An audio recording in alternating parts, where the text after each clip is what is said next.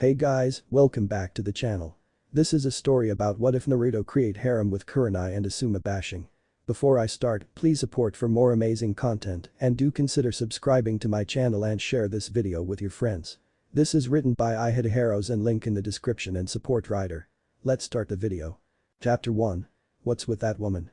Title: A Fish Cakes Affair. Author: Ihateheroes.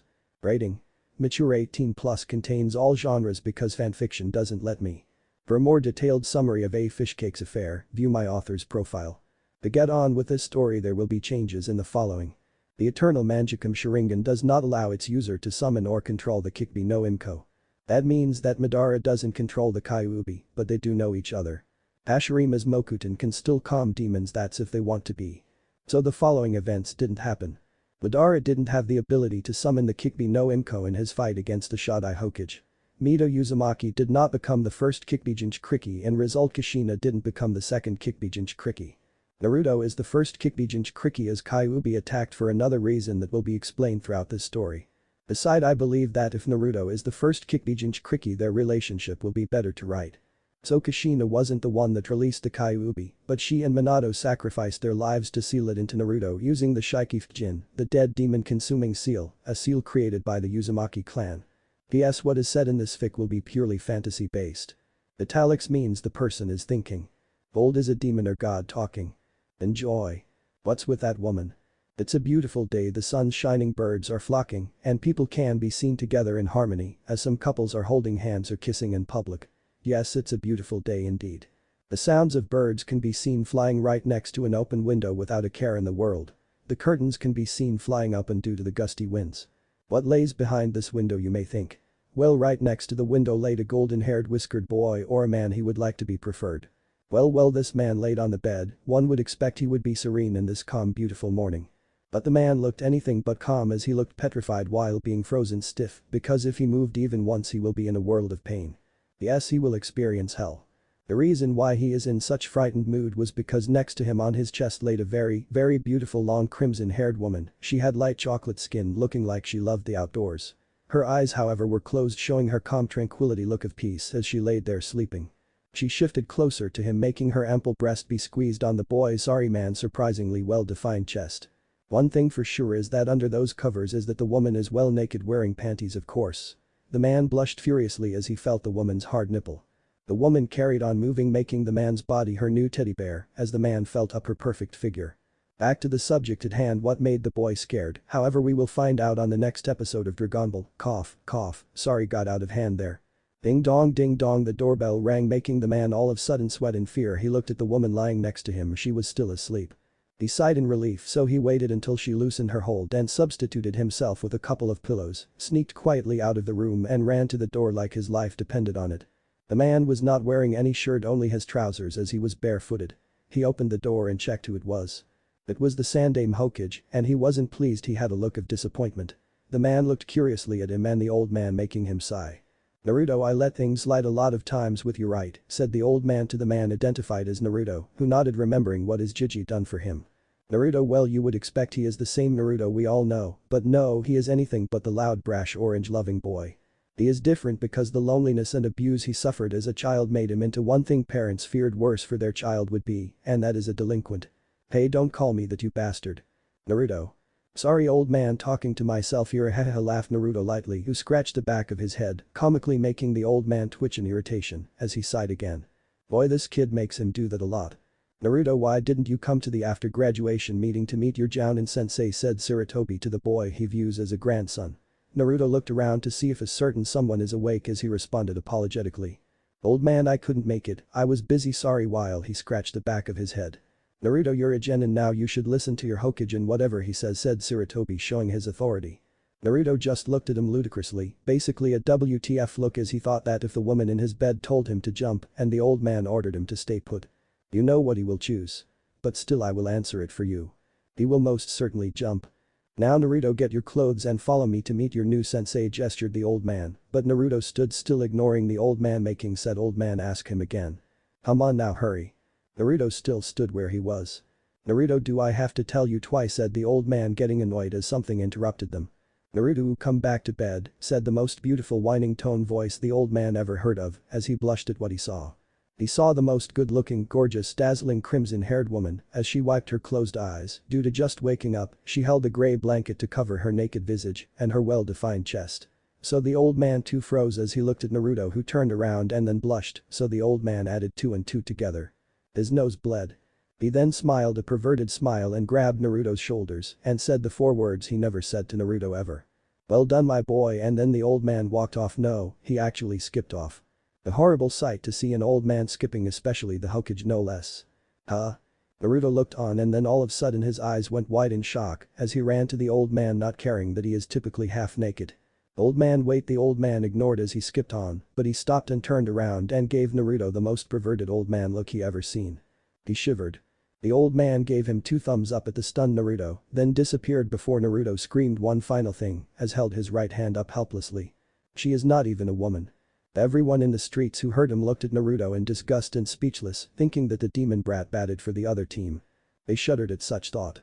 Their question was answered, however, as they saw the most beautiful woman on earth grabbing hold of the brat, putting his head in her blanket-covered breasts, as she said one thing that made all the males in the area jealous of the demon brat and question their wives or girlfriends.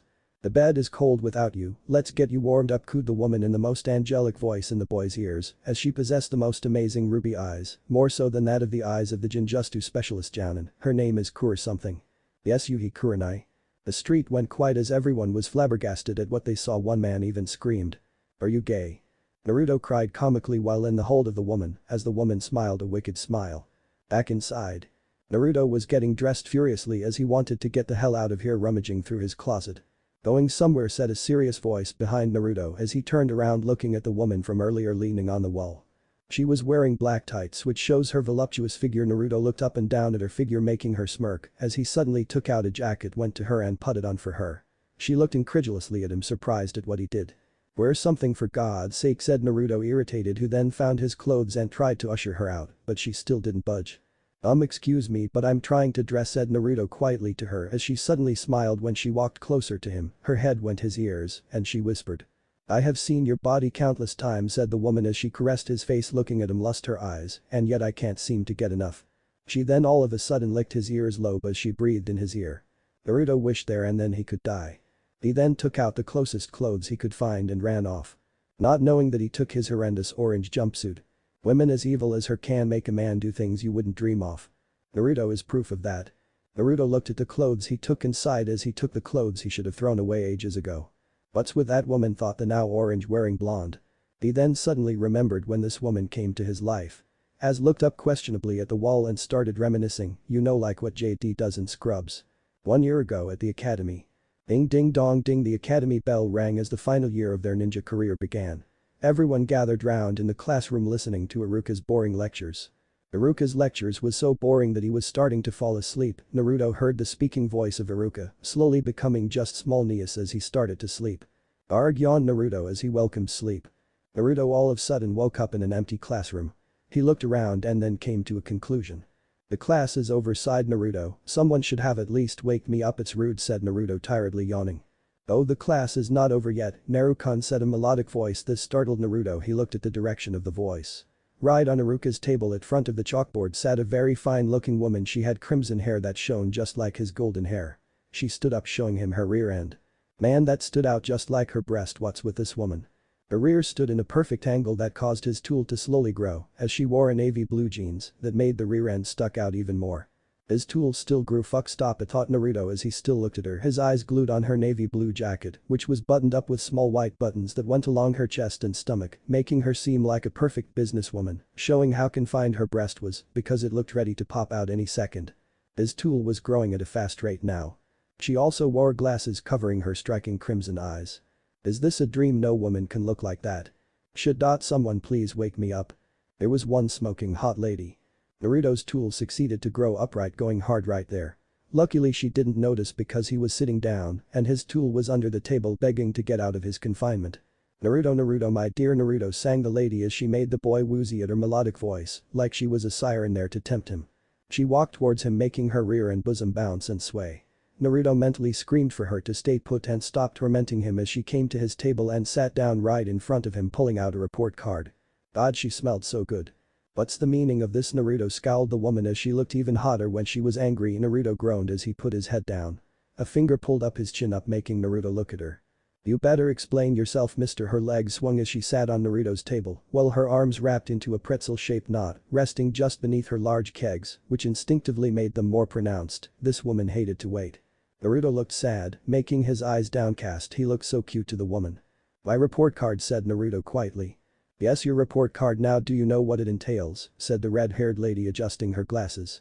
No ma'am, but I know what to expect. Naruto looked broken, wanting to die in a corner somewhere. The lady's eyes looked sad for a second, but went back to what she was saying.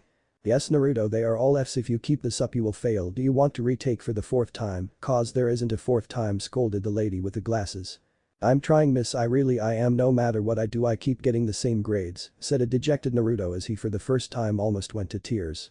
The woman's light chocolate hand grabbed the boy's face, making him look at her as she suddenly caressed his face. She then went close to his face as she whispered.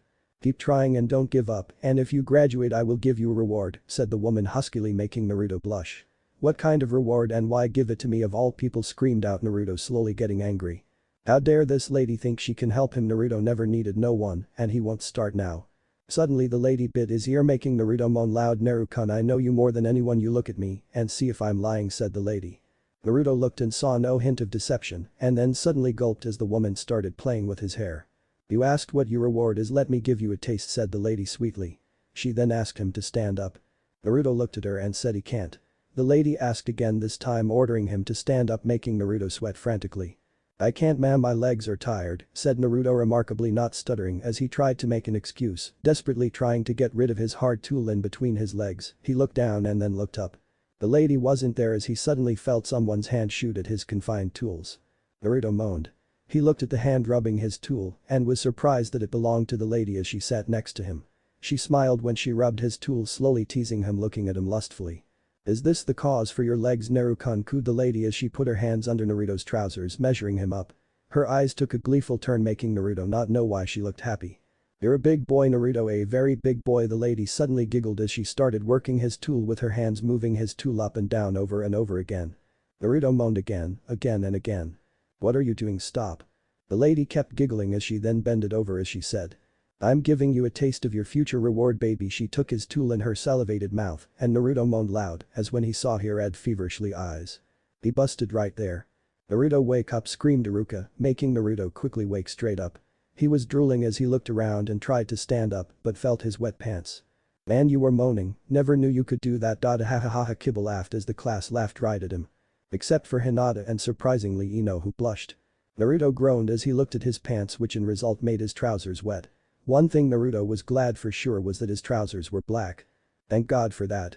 When it was home time, Naruto ran straight home much to Iruka's surprise as straight away he took a shower. After the shower he had dinner and then started turning on the television as he sat down to watch Kazuhana Koyuki, who stood in a beach wearing an all-black bikini, performing an advert about a deodorant. Television. Now guys, make sure you take on the all-strong deodorant as when a man who is strong won't be wrong, giggled Yuki as then the advert switched telling people where to get the deodorant. You know, the stores available, etc. Man, this chick's untouchable, said Naruto out loud as he then turned off the television. Thinking about Yuki made him think about a certain crimson-haired woman. What was that dream? Who was that woman? Thought Naruto as he started to get into his shorts. He liked to sleep with his shorts on. Naruto closed his eyes. All he thought was the beautiful woman. In the next morning, Naruto woke up thinking why he didn't dream of her again. He then went to the ramen stand before going to Do Academy. He met Am and Tucci as they greeted their favorite customer. What you ordering today? Naruto said Tucci to the boy he considered as a son and favorite customer. 2 bowls of beef ramen, Tucci-san, said Naruto, who was in long thought. Am came from the back while Tucci went back in to get the boy his orders. She noticed Naruto's mood. How are you, Naruto-kun? Asked Am curiously. Naruto ignored her however as she then asked him again while she waved at him. Sorry, Am was thinking of something, said Naruto, who then looked delighted at his meal in the table. Am then put her elbow on the table as she put her chin on her hand as she amusingly said, then you better explain yourself, mister. Naruto had his eyes go wide as he recollected on his dream yesterday. What's the meaning of this? Naruto scowled the woman as she looked even hotter when she was angry. Naruto groaned as he put his head down.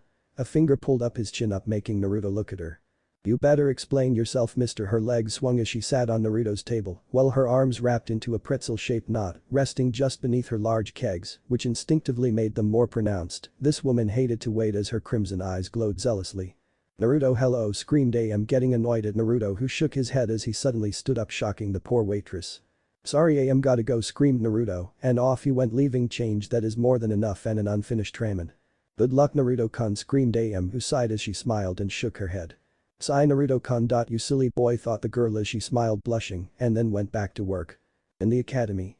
Back in the academy, Iruka can be seen in a deep session, as surprisingly everyone is listening intently.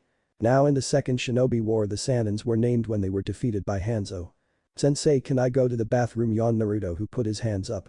Iruka sighed, allowing Naruto to go. DCH, who wants to learn about people getting their ass kicked anyway, said Naruto, who walked towards the toilet, yawning again. So Naruto did his business in the toilets, then went to wash his hands. He then started walking towards his class when he bumped into someone who had a stack of papers. Ah, sorry, let me get that, said Naruto, trying to help the person he accidentally bumped into, as suddenly a hand shoot out to stop him. A hand he knew too well. Naruto looked up and he saw the woman that was on his mind all night. She smiled right at him. You starting coming to class much earlier, Naruto-kun, working hard, I see, giggled the crimson lady as she saw the dumbfounded look of Naruto. Why yo, you, screamed Naruto, panicky as all of a sudden the lady pushed him into the female toilets as Naruto hurried. What are you doing? Said a scared Naruto, getting afraid that he will be beaten up by the girls for being in here. Don't worry, no one will come. You. The lady started walking towards Naruto, who started to back away, and every step getting closer to Naruto. Need to talk, said the voluptuous woman, poking his chest sensually as Naruto backed up to the closed toilet door. What do you want from me? Screamed Naruto, frightened, looking for a way out. The woman giggled, making Naruto jumpy, as her giggles will haunt his dreams for years to come. But unbecoming for Tornado Naruto to be a scared like little rabbit, smirked the woman as Naruto saw fangs coming out of her lips. What fangs? Naruto shook his head in disbelief, looking at the lady again, this time not seeing the fangs, making him sigh in relief. Thought I was seeing things, thought the young blonde, not noticing the sinister smirk from the crimson-haired lady. She then went close to him now that the boy has nowhere to go and started to speak sensually. Now Naruto, we didn't get to finish off last time, making the mystery woman lick his face so that the boy wouldn't ask any questions. Naruto blushed furiously as he moaned loudly, forgetting that he had any questions. The woman carried on with her ministration as she started to unzip his black jacket and then went under his white t-shirt. They carried on, lust enveloping both of them as Naruto opened the toilet door behind him as they both went inside. The woman pushed Naruto on the toilet seat, making him grunt as he fell. She then sat on his lap with her back turned and grinded her hips, making Naruto moan out loud. His tool started to grow as it started to poke the woman's thighs. She smirked and turned around, suddenly kissing him, making Naruto go wide in shock as she forced her tongue to enter his mouth and entwined her tongue with his. Their tongues played for a while as all you can see was saliva being exchanged, but suddenly Naruto's hands moved towards her breasts, making her eyes gleefully go wide as they look ready to fuck right there. Yes, that's it, let the lust control you, but the unexpected came suddenly. Naruto stopped. He stopped. This made the woman go into shock. No one could stop a woman like her when she is doing this to man. No one. Well, Naruto wasn't like all people as he looked flushed and was huffing while he looked at the striking woman laying on him. What and who are you? Said Naruto, questioning the woman before him. She ignored him however and tried to carry on, but Naruto surprisingly put his foot down as he suddenly pushed her off him and out of the toilet door. This shocked the woman greatly. No one rejected her, no one. Naruto, being Naruto, who is an oblivious idiot who didn't know what he was missing out on, stood up and tidied himself up. He looked at her accusingly at the shaken woman before him, knowing he is going to regret it. Hey lady, now you listen here. You will leave me alone and stop coming after me, you crazy lady. The woman stood up, eyes downcast as the bangs in front of her hair covered her face. She looked pissed.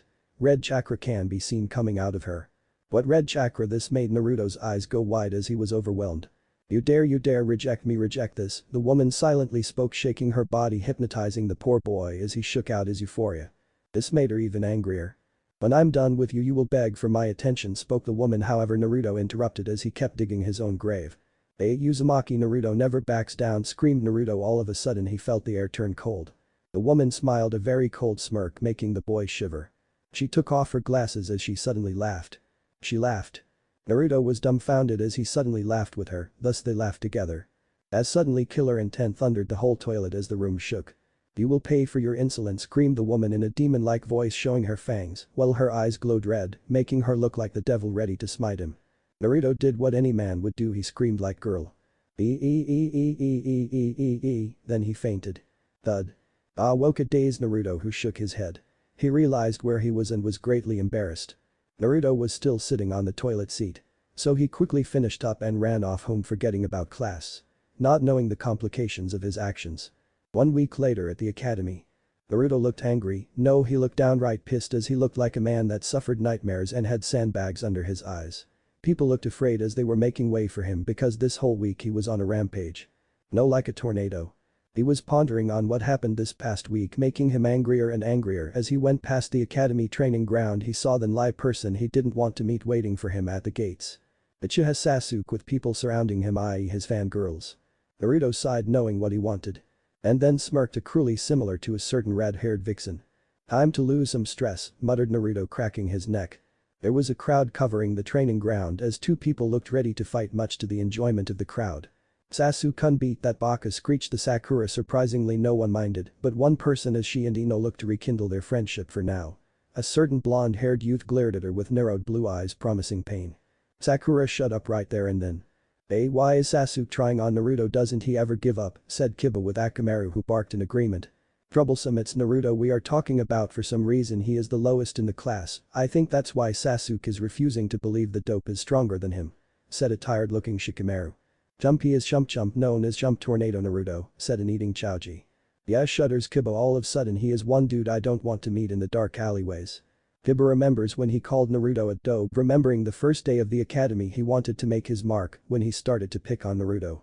All he saw was cold, scary blue's eyes, and suddenly his sister pulled him out of the trash can. The trash can? Can you believe that? What kind of brute beats up a guy and puts him in a trash can? You might as well kill him and save him the embarrassment. His mum found out about this, and instead of helping her son like any mother would do, she laughed at him. All she said is this. "Brat, from what you told me he is a future alpha, a scary alpha, but an alpha. So if you want to get revenge, then beat him and take his place," laughed Sume, knowing Kiba will never do that, as he shuddered in fear. Kiba never called Naruto a dope ever again since that day. Kiba-kun, the fight is starting, should we stop it?" said a stuttering Hinata, who poked her hands together, showing everyone she is really Hinata. "And risk getting involved? Hell no," said Kiba, as Shino nodded in agreement, as he didn't need to say a word. They all looked on. Hinata looked down, struck as she thought about Naruto. Well, Hinata has a huge crush on Naruto, as everyone questioned her to why she has a crush on that dangerous delinquent, simple as dot. Hinata saw Naruto's sweet side. Flashback. Hinata looked at Naruto in class asleep, making Iruka scream at him, thus waking him up. Everyone looked on in amusement to see the dope getting punished. It was time for lunch, as the academy then decided to close after. Hinata was sitting in the classroom table deciding to eat her lunch here and then go home. She saw Naruto clean up and then leave, but he suddenly dropped his wallet. Hinata, being the good Samaritan, picked up the wallet and then ran after him. He wasn't in the academy, as she couldn't believe how fast he was. He just left a second ago. She then looked at the window and saw him walking out of the gate with his hands in his pockets. Him wearing a black jacket wasn't hard to spot. She ran outside and then saw something she couldn't believe. The brown-haired kid was struggling to get his money into the drink machine. He tried and desperately tried and was about to cry, then a shadow covered the kid as he then looked up. He saw Naruto, who went on his knees so he could be able to look at the kid in the eye, and smiled. "Hey there kid, what's wrong?" said Naruto, who surprisingly smiled a kind smile, shocking Hinata greatly. The kid looked up, not trying to cry.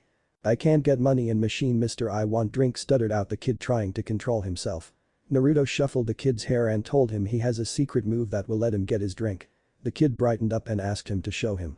So all of a sudden Naruto lifted the kid up, by which he gleefully enjoyed, and then suddenly the kid found out he can put the money in the machine. He looked at Naruto happily, making said boy smile. So the kid put the money in the machine and pressed a button to get his drink. Naruto put the kid down and gave a thumbs up, as the kid too replied with a thumbs up. "Thank you mister," said the kid, looking at Naruto, his new hero from now on. "Don't mention a kid," said Naruto, who walked away when the kid's mum ran to the kid. "Isuke, are you alright? I was worried sick," said the kid's mum. The kid looked at his mum and smiled, which startled his mum, as she never saw her son smile like that. "It's okay mama, I just met my new hero." Hinata's eyes went wide as Naruto walked right past her, taking this as an opportunity. She told him that he lost his wallet and that she found it. She was again surprised because Naruto suddenly smiled a kind smile, making her blush. "Thanks Hinata." He then took it and gave her a pat in the back as he walked away, not before saying something that made her get her first crush. "I like women like you, I will never forget this." Then Naruto walked away, leaving a blushing Hinata behind. "He likes me. Likes me." Hinata fainted for the first time ever. End of flashback. Hinata looked at the fight with a blush as she thought of him ever since that day. "HRN dope, you will lose to me as Taijutsu is all you're good at," said the smirking Uchiha Sasuke, arrogantly looking at Naruto like he is better than him. "Is that so?" sighed Naruto. "All of a sudden he has one fight with Kiba and then everyone calls him a delinquent. When I fight back to the people that call me a demon they label me something I'm not. For crying out loud, this is a ninja village. I don't think the word delinquent doesn't mean squat around here," thought Naruto, who sighed again. Sasuke in his intercepting fist style and Uchiha fighting style charged at Naruto, thinking Naruto left an opening. He aimed a punch at Naruto's face, thinking it was about to connect, much to the crowd's glee, but Naruto dodged as he ducked and then grabbed a fistful of sand unknowingly to Sasuke and threw at his eyes. "Arg!" screamed Sasuke, tending to his eyes as he fell onto his knees and then got an uppercut, effectively knocking him out. The crowd in horror screamed in anger. "Damn, he fights dirty, woof." He hurt Sasuke-kun's eyes. Now he can never get his Sharingan, delusional much. "Naruto baka, you cheater," screamed both Ino and Sakura as their combined voice can be heard miles away. "What's happening?" screamed Mizuki with Iruka. Naruto, seeing them, turned around and ran without turning back. "Naruto baka hurt Sasuke-kun," screeched Sakura with Ino nodding in agreement while Kiba winced in horror due to him being the closest. "So where is he now?" said Mizuki, looking for the demon brat, but he is nowhere to be seen. "He ran off," screamed an angry Ino as Naruto's disappearance surprised everyone. As night was beginning to descend in at Naruto's department, Naruto can in his short scene looking at his bathroom mirror. He looked focused, however, as he looked at the reflection of himself. For some reason today was the day of reckoning in his opinion. "I have a feeling she will appear today, I just know it," said Naruto, who then turned on the shower. It was a cold shower for him today. For some reason it suited him just fine. As the shower was washing up his figure, Naruto stood there frozen as he put his right hand on the wall. "Naruto, you can do this, don't break your promise this time," thought Naruto while his eyes was closed. He finished up and then prepared for bed, but before that it was time to listen to one of his favorite songs.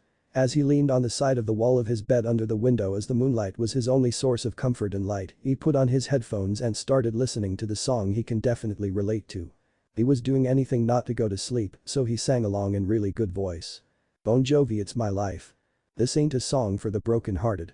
No silent prayer for the faith departed. I ain't gonna be just a face in the crowd. You're gonna hear my voice when I shout it out loud. Chorus. "It's my life. It's now or never. I ain't gonna live forever. I just want to live while I'm alive. It's my life. My heart is like an open highway. Like Frankie said. I did it my way. I just wanna live while I'm alive. It's my life." Naruto's eyes all of a sudden felt blurry as he tried to stay awake no matter what, but it seemed fate didn't allow it. He was going back to the lands of dreams. As Naruto fell asleep, as he suddenly felt someone on top of him, he looked and closed his eyes straight away. "Shit, she is finally here again," thought Naruto as the red-haired woman smiled and then roamed her hands under his t-shirt and started massaging his chest. My, how firm you must train a lot," Koi said the woman as Naruto still closed his eyes, wanting this nightmare to go away. This happens all the time now. Ever since that incident, Naruto didn't sleep, and when he did sleep nothing happened, and when let his guard down the woman came in his dreams and repeatedly tried to rape him. Fuck, she's like Freddy Krueger, but hell of a lot sexier and scarier. The woman leaned closer to his face while Naruto leaned desperately away, trying to not open my eyes, as this was a battle of wills. Naruto got ready for what was to come. Normal POV. So this is their third meeting this week, and Naruto knew he was going to lose, so he thought all this time he defended himself and he lost embarrassingly. You know what they say, a best defense is good offense, and this is my dream anyway, so it's safe, thought Naruto as he then pounced at the red-haired woman. The woman's POV. This brat is surprisingly strong. Even though he lost the last two meetings, he gets stronger each time. For a teenager, that's impressive. She then licked her lips while she bit his right nipple. Her objective was to make her container suffer. Yes people, she is the Kyuubi no Kitsune, as once she had him wrapped around her finger, she can make him do anything she wants him to do. The fact that he is very handsome makes it more fun. I will make him live a life of ecstasy. No human would be stupid enough to fight against me while in bliss, thought Kyuubi. Well, she doesn't know Naruto that much then, as he is the true definition of stupid. Kyuubi felt Naruto shuffle and push her away. She thought she had him as she gleefully smiled. She looked at Naruto and he wasn't there. Where was he? She looked around and then all she saw was blue eyes as he pounced. "Arg!" screamed Kyuubi as she and Naruto fell to the ground. Back to normal POV. As they rolled over they fought for control, Kyuubi being a bit arrogant. Let him win. Boy did she regret as she felt something wrap around her. She looked what it was, and it was chains. Her eyes went wide in shock. The kid learned how to control his mindscape. What he did next caused her to see Naruto in a new light. He did what she did to him, as you know what they say, payback is a bitch. Firstly, he too licked her naked body while she surprisingly moaned, shocked that she is liking this human ape dong this to her. For some reason his wet tongue feels good. Oh, it's so wet, Kyuubi thought as she moaned. Naruto complimented her. Well said, you sound so good, he said huskily in her ear as she blushed. No one ever done this to me. He dares Kyuubi like some action, but only when she is the one dominating, as she done it with Nibi countless times. She never saw someone so foolishly brave. Then she felt at Naruto's fingers in her wet parts as he twirled his finger around it. Kyuubi moaned. She put her finger in her parts before, but it never felt this good when this human is doing it. Her Yaoki was surprisingly as accustomed to him as her eyes widened, thinking she finally found her mate, but she refused to admit it as she trashed around trying to break free. Don't worry, I won't bite, it will be fun, said Naruto, his hot breath tingling her neck as she moaned at the intimacy. Naruto then licked her breast while also biting her nipples at the same time, making her eyes go wide. How did he do that? She suddenly screamed when he put his fingers inside here and ministered her breast at the same time, making her finally cum. Surprised aren't you, said Naruto arrogantly as he finally smiled because he has won. Kyuubi, thinking he will take her, prepared herself as she huffed in exhaustion and closed her eyes, knowing full well Naruto is not tired yet. How is he not tired yet? His stamina is unreal, thought the Kyuubi. Naruto, reading her mind, said, well, I always ran when I was little from the villages and then suddenly took it as a hobby, you know, for my future career as a ninja. Future, I can see that, said Kyuubi huskily as Naruto smirked, walking toward her with his tools erect. She thought he was going to get started but suddenly felt free as the chains gone away. She looked at Naruto in shock, finding ways to why he didn't carry one. You didn't go all the way when you were doing it to me, said Naruto as he suddenly looked down and muttered, I am so stupid for doing this shit. Kyuubi smirked excitedly and jumped at Naruto. He did not expect this as he fell to the ground hard. He then looked at Kyuubi atop of him, feeling familiar with the situation. He closed his eyes in fear. Kyuubi licked his cheeks as she kissed both of his closed eyes softly and giggled at the shaken form of Naruto. She got off him, then sat down in front of him. Naruto, knowing Kyuubi got off him, laid there not moving as he looked for a signal to get up. Once he knew the woman means no harm, he got up. Kyuubi and Naruto looked at one another, crimson eyes meeting azure eyes. Naruto, do you know who I am, said Kyuubi looking at Naruto as he dumbly nodded. She smirked and asked, oh, who am I then? Well, you are my dream girl who likes to dress up, as Naruto looked accurately at her naked appearance, surprisingly making her slyly blush. Most certainly, indeed, are they actually real? Smiled Naruto, who looked amazed. Well, Kyuubi gave him the most absurd look she can muster. She just met a handsome guy, but damn, he is the most clueless idiot. She smirked as she had a glint in her eyes. Why yes, Naruto, you see, I am the Kyuubi no Kitsune. I was forced to be sealed in you at birth. Naruto looked at seriously. All of a sudden she was shocked at the mood change. Out of the blue she cried, you were treated badly because of me. I was forced, Naruto-kun, for you to be a weapon for this damnable village. Kyuubi decided the truth approach well. It is the truth, as Jinchurikis are known to be weapons. Although she wasn't controlled or anything, she just wanted to trample some humans who could blame her. It's in her nature. I know, although you're not telling me the whole truth. Kyuubi's eyes went wide at that. Thanks for not lying, as if you did lie I would have noticed. Smiled Naruto. Kyuubi cried again, shocking Naruto. Did you know the reason why I did what I did? It's because it's mating season for us foxes, Naruto-kun, and that even though I can endure it being sealed in here, makes it hard to control my urges. This made Naruto's eyes go wide as he finally found the reason of all those tortures he went through. He looked at Kyuubi, who suddenly coughed blood. This scared Naruto. He ran at her, checking if she is okay. It's alright, Naruto-kun. She bit her lips as she had a twinkle in her eye. She was up to something. You see, Naruto, being sealed means I don't have my powers, and which in result I can't control my urges, and if I hold back my life shortens. She had her head down in sadness as she carried on. I will die, Naruto-kun. This made Naruto's blood run cold as he trembled. Sure, this woman tormented him in his dreams. Sure, she was the reason why he was scared to go to sleep and the hatred he is going through in Konoha, but she told him the truth straight away as he couldn't detect any lies from her. Kyuubi was smirking. Naruto, do you ever fall in love? Naruto looked downcast as he said no, remembering what he has been through. Kyuubi felt a pang of sadness and guilt, just a little, as that means a lot for her as she never felt this way. Maybe the intimacy they had made her feel like this Gotti is good. Naruto, I never felt what love is like because I am a demon. People just either run away from me or try to use me because of my body. Do you know what that feels like to you? Screamed Kyuubi all of a sudden, making Naruto nod a bit. Yes, a bit. People always treat me like an outcast, and when I fight back, they treat me like a criminal. Either way they look down on me, said Naruto, suddenly clenching his fist. Kyuubi nodded, knowing his life all too well, although some memories she couldn't enter, but she planned to change that. As all of a sudden she grabbed Naruto and putted her head against his. Naruto blushed at how close they were. Naruto, you made me feel so special, me a demon. I finally got to feel what love felt like. Kyuubi looked down, avoiding eye contact with Naruto as she bit her lips. Would you kiss me willingly from inside you heart? I want to be loved, Naruto-kun pleaded to Kyuubi. Naruto was heartbroken as here is a woman that was just as lonely as he was, maybe even more. Naruto's fist clenched as he closed his eyes in frustration. Kyuubi smirked. What do you want me to do, said Naruto, who made up his mind. Kyuubi brought her hand towards him. Kiss my hand and say I deprecate myself to you, said the Kyuubi, looking at the confused Naruto. Deprecate, what does that mean, thought Naruto as he asked Kyuubi what she meant. Kyuubi was in a turning point of the century. She was right in him not being that book smart, but he was street smart and was very creative. So she knew he will find out if she was lying and then will run straight off and be wary of her next time. She didn't want that, oh she definitely did not. Earning this boy's trust was easy to get but hard to get back. Besides, she had a feeling by earning his trust life may be fun, and boy was he fun. She then bended the truth. Well, it means give my heart to you as I already told you. Naruto had a serious look as his eyes glowed in the bedroom, making him look. Dare she say it divine? It made her heart beat just a little. Just a tiny bit. She looked right into his eyes like a battle of wills coursed through their eyes, neither giving up. Then Naruto made his decision as he nodded. Alright, I will do it, Kyuubi inwardly smirked, although she didn't show it. So she stood up while Naruto went onto his knees in a posture of a knight to his queen. He held on to her right hands and saw a ring, a golden ring with a red diamond on it. He thought nothing of it as he took a deep breath and said the words she dreamed for him to say. Uzumaki Naruto held his head down towards his hands, not noticing the evil smirk of Kyuubi, while her eyes glowed promising terror. Deprecate myself to you, Naruto kissed the ring, and then the whole room trembled as the ring glowed, and then both of them entered the Mindscape. Naruto looked at Kyuubi, who looked to be smirking, who suddenly glowed and vanished into the large cage in front of him. Naruto looked as he then saw something that made his heart stop. The cage shattered and right in front of him stood a large huge fox with 9 tails and huge fangs. It laughed. He then breathed in as it sucked the air around him. Naruto screamed arg as an image of his soul was going into the fox, while the fox's soul, the woman's soul, actually went into him.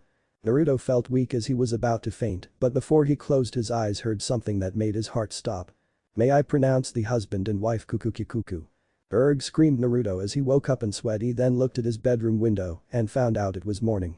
It was just a nightmare, thought Naruto in relief as he sighed as he then got up, got dressed in his white shirt, black jacket and black pants with matching sandals. He then walked to his living room as his bedroom was just next door, then turned on the TV on the sports channel as a commentator spoke. Good morning sports fans, if you're one of Sora no Kuni sky gliding fans or a fan in general, a new stadium was just made and it looks spectacular. Erg, who cares for sky gliding, it's only fun when you're doing it, said Naruto, who walked off to do the kitchen, but before that he got the newspaper that came from his door and took it to read it. He sat down in the kitchen table as he started to read the newspaper as the front headlines was about Princess Yuki. Naruto sighed as all of a sudden he heard a plate land on the table. Here you go dear, said a voice, making Naruto look at the food. It was sausages and fried eggs. Thanks, this looks delicious, responded Naruto going back to his newspaper. How are you dear, said the charming voice, starting a conversation. Naruto let out a deep breath. He was holding had a nightmare, making the woman smirk as she asked if he was okay. Naruto put the newspaper down as he feasted on his breakfast. Yeah, but it's over now, munch anyway, this food is so delicious, screamed shocked Naruto, all of a sudden swallowing the food too fast as he coughed. What he saw was the smiling form of the Kyuubi no Kitsune sitting in front of him enjoying her meal. Honey, it's rude to talk when you're eating, said Kyuubi. You smiled at Naruto, who ran to the tap to get some water. You, what are you doing here, screamed Naruto, pointing accusingly at Kyuubi. What are you wearing? Is that my clothes? Indeed, Kyuubi was wearing his clothes. She wore an orange t-shirt who with difficulty tried to hold back her breasts from ripping free and also wore some panties. Naruto blushed as he looked at her long shapely smooth legs as they had no blemishes. He gulped, making the woman in question smile. Darling, it's completely normal for a wife to be comfortable with her husband. She then blushed and put her finger in her mouth cutely as her eyes shined, making her look like a cute puppy. Or a cut kid as she looked at Naruto. After we Kaya, screamed Kyuubi, all of a sudden putting both of her hands on her cheek as she shook in euphoria, looking like a love-struck schoolgirl. We did what, said Naruto, wishing he never said that as Kyuubi looked at him blushing. Damn, she looks hot in those clothes, thought Naruto, who shook himself to regain his focus. Naruto, you were an impatient man, you insisted we have our honeymoon initiation early, blushed Kyuubi.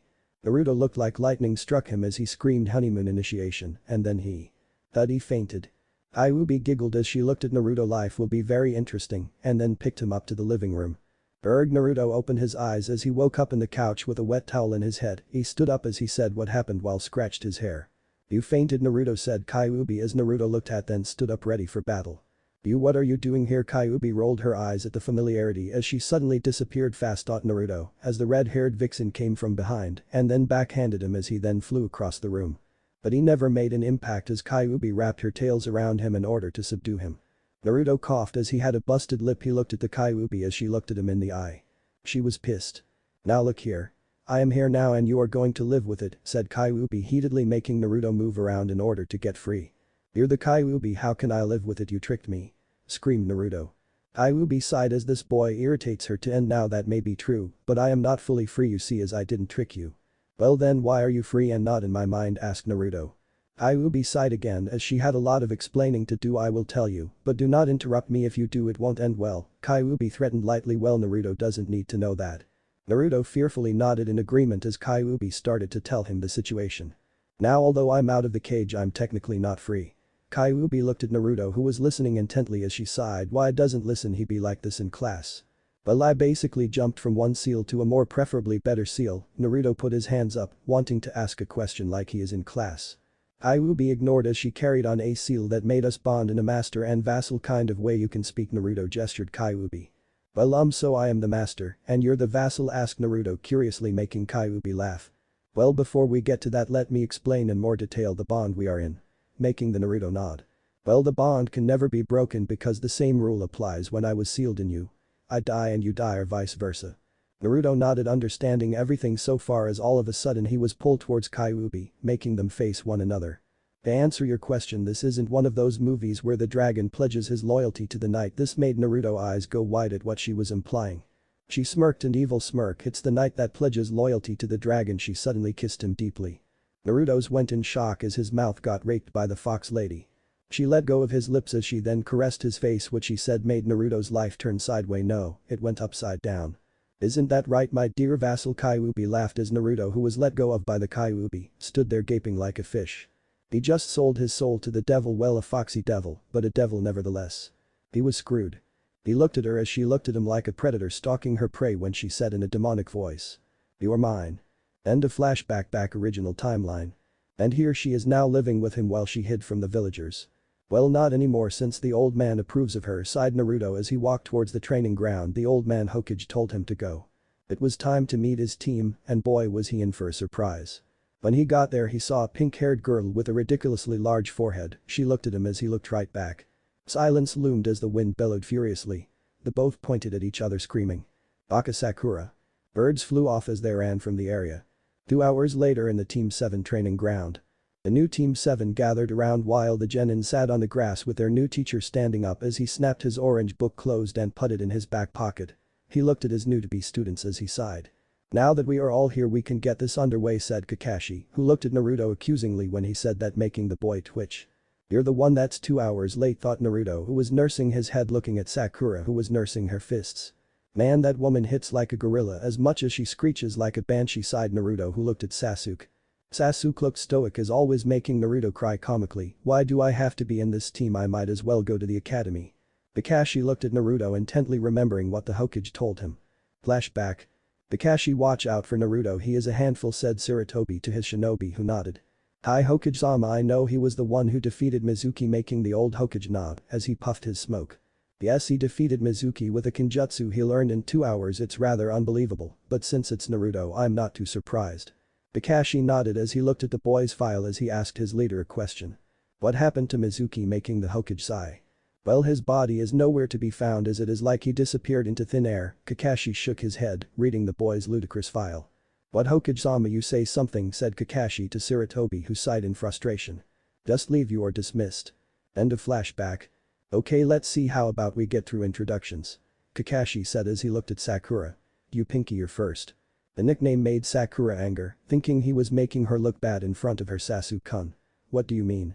Sakura asked. Alright, I'll go first. Kakashi said with a sigh. My name is Kakashi Haddock, my dislikes are I don't feel like talking about, I like many things, and I haven't really thought of my future. All we learned was his name. The three of them thought with a sweat drop. My name is Sakura Haruno and I like. Sakura looked at Sasuke and blushed. I dislike perverts and Ino Pig and Naruto Baka, and my dream. She looked at Sasuke and giggled, making Naruto roll his eyes. Alright, you with the attitude and the duck hair. Kakashi said, pointing to Sasuke, who looked only slightly annoyed. My name is Sasuke Uchiha. Sasuke said. I have no likes and many dislikes. My dream, no, my ambition is to revive the Uchiha clan and kill a certain man. Kakashi was slightly worried about Sasuke, but for the time being, he had to put it off while Sakura had stars in her eyes. Alright Whiskers, you're next. Kakashi said, pointing to Naruto, who looked deep in thought. Ergo, you mean me, making Kakashi annoyed as he didn't like to be ignored, hypocrite much. Okay, my name is Naruto Uzumaki. I like music and ramen. I hate people who judge others before getting to know them. My dream, I don't have one, but only to be as strong if not stronger than my foes. Said Naruto, who thought of a certain scary vixen. Alright, I have a fangirl, an avenger, and a Jinchuriki who is dressed like a thug. My life is just peachy. Kakashi thought.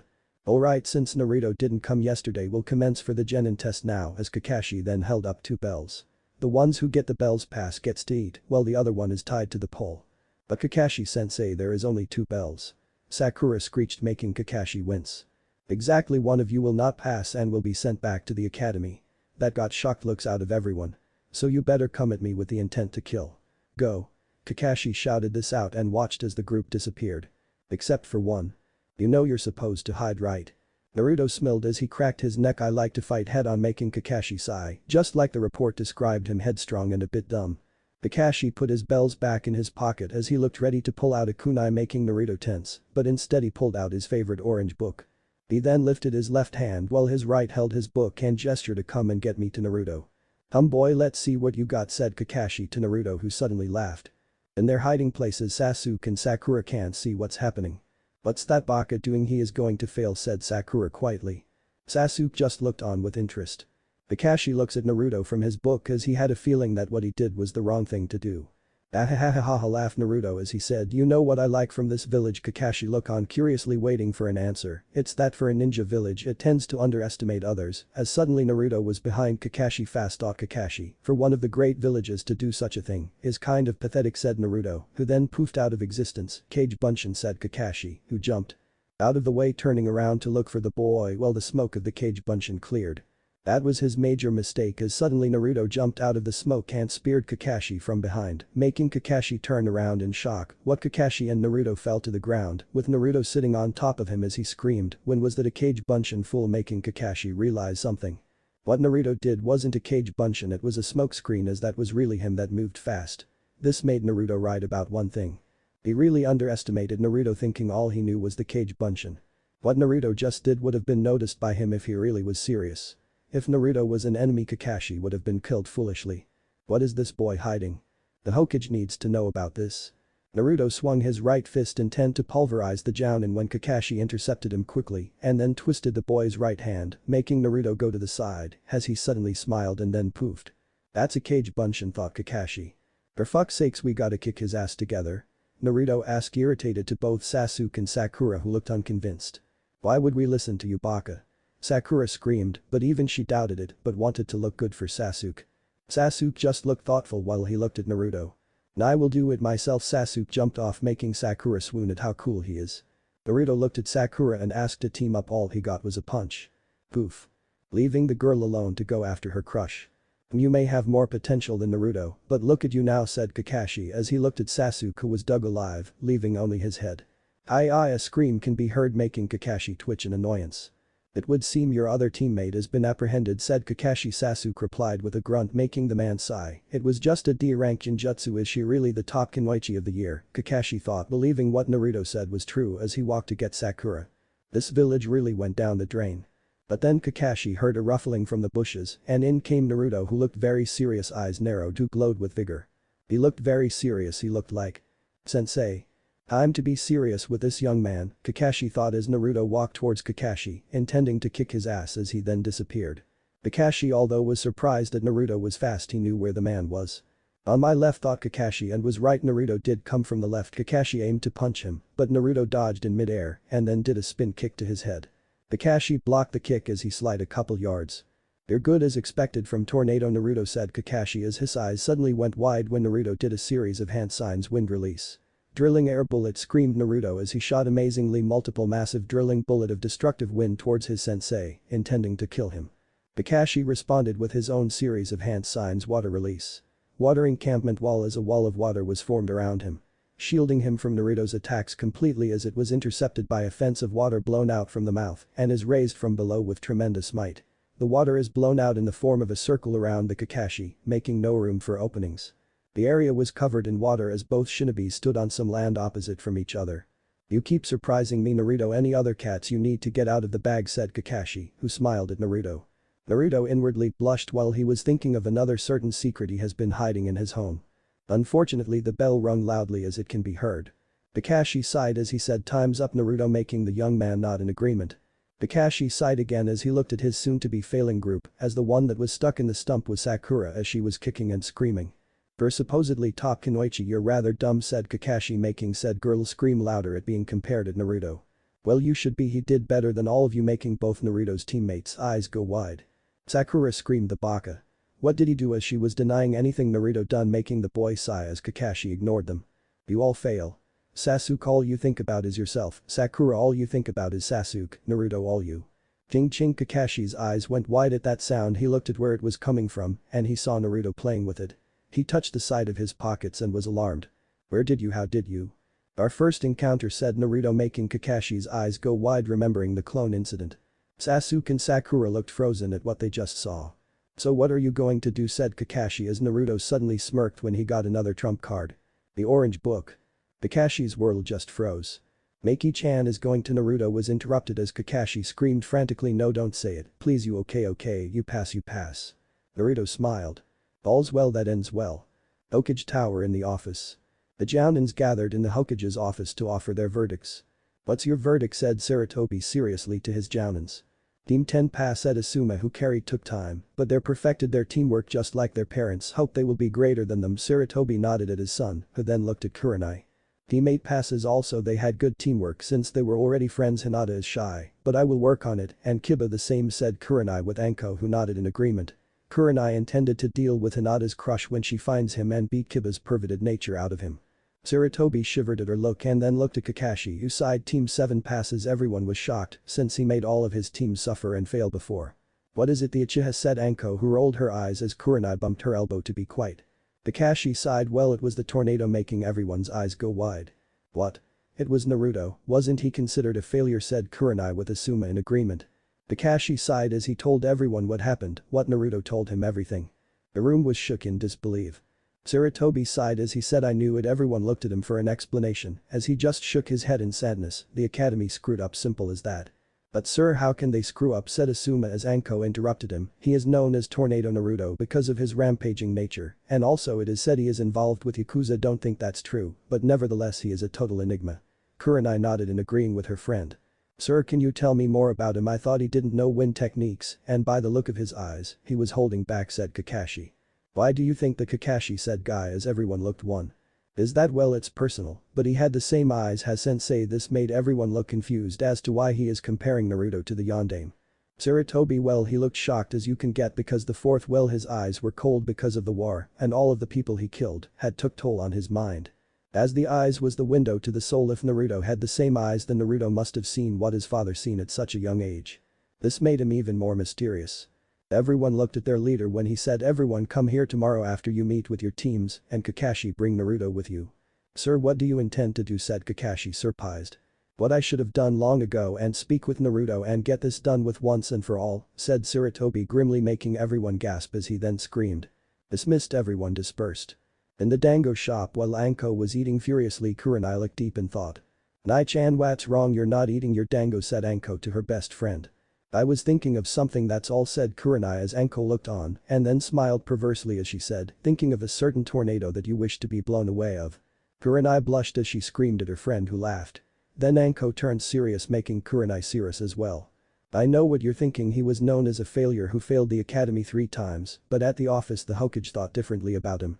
Something's off, said Anko as Kurenai nodded as she said, he is hated by the village, that's all I know about him. Anko all of a sudden patted her on the back as she smiled. Don't worry Kurenai, your Romeo will be uncovered tomorrow, making Kurenai blush. Anko. At the apartment home of Narufemq. It was midnight as Naruto came late to his apartment. I'm home. Naruto shivered as he said that. He looked around when he suddenly ran off to the kitchen, took some food, and tried to run back outside to eat, knowing how grumpy Kyuubi gets when she is interrupted in her beauty sleep. He shivered because he almost died when he disturbed her. But when he was about to take his food outside, he saw something he never seen before. He had a basement. I don't have a basement, do I know? This is an apartment at the top floor no less, so it is physically impossible to have a basement in here, thought Naruto as he took a gulp and then went downstairs. He was getting scared as he then saw an eerie red glowing room.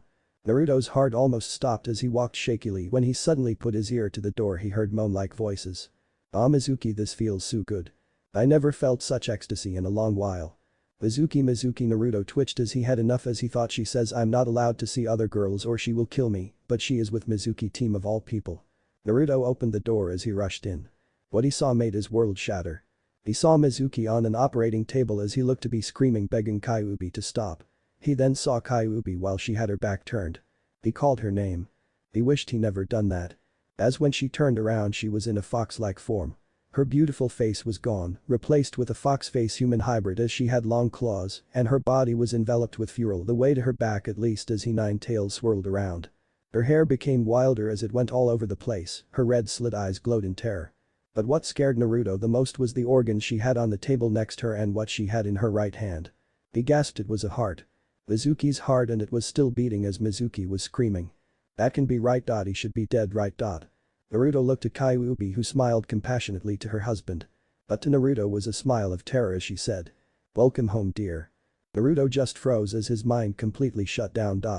Naruto went to his bed as he turned off the lights, trying to get some early sleep. A minute later, the desk lamp was turned on, as then a body landed softly next to him.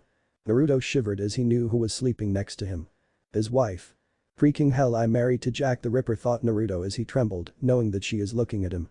He was right because Kyuubi back in her human was looking at him. She then put an arm over him after she turned off the lights as she felt him flinch, making her sigh. Didn't you like it, said Kyuubi, making Naruto's eyes go wide while his back was turned. He turned around and looked right at her. He was a brave man looking at her in the eye after what he experienced. You tortured Mizuki as you basically scavenged his insides, said Naruto, who gritted his teeth trying to hold back to scream at her or just scream in terror. You saw my hybrid form, you weren't scared, said Kyuubi, ignoring her husband's question as she saw Naruto shake his head furiously. I don't care how you look like, screamed Naruto as he carried on. This time he quieted down. I knew who I was with. It doesn't matter what you are, who am I to judge, making him look downcast, clearly showing how disturbed he was. Kyuubi smiled brightly like 1,000 suns. He doesn't care about how I look, that's rare, thought Kyuubi, who smiled, learning something new about her husband every day. She liked this marriage thing, although he is her vassal she can get used to call him her husband. Answer the question, said Naruto, shaking Kyuubi out of her thoughts. Kyuubi looked at her man as she decided to tell him what he needed to know, as here was a man who didn't care what she looked like. She didn't want to lose a man like that. Not ever. She sighed as she looked Naruto in the eye. Mizuki, after the incident with you. I wanted to show him what a real demon is. You're not one, I am. As all of a sudden 2 hands shot out to grab her cheeks, making her blush, although Naruto didn't see that because it was dark. She was relieved because of that. Look, Kyuubi, you're a demon, I get that, and I can't stop you from doing what you do. Naruto took a breath before he put his head against her, making said woman blush furiously for the first time. But please don't do that, or just tell me we can sort something out, because after all we are husband and wife, or I am just your vassal. Kyuubi's was stricken for the first time as her eyes went wide as her thoughts was on one thing. We will sort it out, we are husband and wife. Oh, Naruto, blushed Kyuubi happily for the first time. Okay, Kyuubi, said Naruto to his wife, although it will take time to get used to. Kasara, said Kyuubi, making Naruto raise an eyebrow as he asked her what she said. My name is Yoko Kasara. Naruto smiled as he introduced himself. My name is Uzumaki Naruto. Nice to meet you, Kasara-chan, said Naruto, who daringly hugged her. Kasara's eyes went wide as she felt a new feeling. She felt complete. They then resumed to sleep, but before Naruto asked her a question that was on his mind ever since they got married. Kasara-chan, when I chained you. You could have easily got out, right, said Naruto with his back turned as suddenly an arm started to wrap around him as said arm used its fingers to play with his back. That's right, Naruto-kun, making said man's eyes go wide. What would have happened if I went all the way? Kasara grinned as she said, well, Naruto-kun, that depends, as I was just seeing what kind of person you were. When you stopped you met, no surpassed my expectation of you, said Kasara as Naruto sternly asked again, if I didn't stop you what would have happened? The Kyuubi then smiled as she put her chin on Naruto's shoulders and whispered in his ear demonically. You would have been dead before you landed the ground. Naruto's eyes went wide in fear as he quickly closed his eyes to go to sleep. Wishing the day will be over already. Middle of the night. In the middle of the night while Naruto was snoring lightly. Sakura can be seen awake as she sat up looking at her former host, now vassal husband. She suddenly caressed his sleeping face giggling as she wiped a drool from his mouth.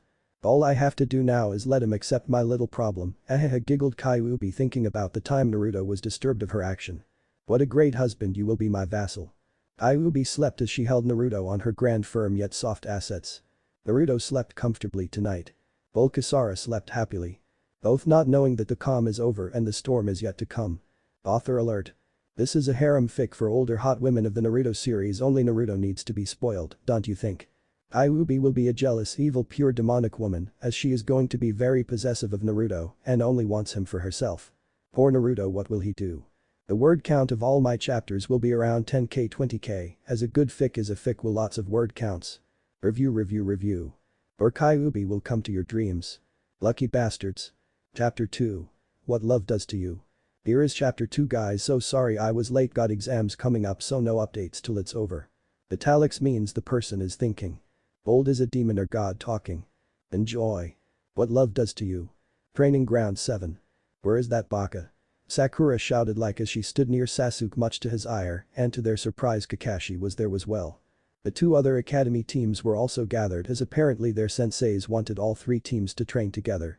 I don't think your team is really cut out to be Jonin. If that punk is in your team, forehead, you're lucky Sasuke-kun is in your team. Saw Ino, who smiled victorious to her rival as Sakura just turned to Ino and surprisingly just nodded as she also believes the same thing. Asuma sighed as he finished another cigarette while Shikamaru looked ready to fall asleep, muttering how troublesome it is to wake up while Chaoji continued eating chips. They along with Team 8 and most of Team 7 had been waiting for an hour for Naruto to show up. "Aw man, I'm training with a tornado, I wish we just leave," sighed Kiba sorely as Akamaru whined, feeling sorry for him. Kurenai looked at her student pondering why he is like this. Hinata answered her sensei's question as she told her what Naruto done to him. "Ahahaha, he put you in the trash man, he is cruel," laughed Anko as Kiba lowered his head in embarrassment. "Anko, leave the poor child alone, he had enough as it is," said Kurenai inwardly trying not to laugh. Kakashi all of a sudden started to walk out of the area as Sakura screamed out to where he was going. He ignored her however as he looked serious at the moment. The Jonins noticed as they went to him, leaving their students for a while. Sasuke, Shikamaru and Shino noticed, but the last two ignored it anyway, while the Uchiha can be seen narrowing his eyes in suspicion. "Kakashi, where are you going?" asked Asuma while the Jonins gathered round. "I'm going to look for him, I heard from the Hokage that he is like this," said Kakashi, intending to find his delinquent student. "I know where he lives," said Anko, surprisingly astounding her colleagues. "You do?" said Kakashi as Anko nodded, smiling while grabbing hold of Kurenai suddenly.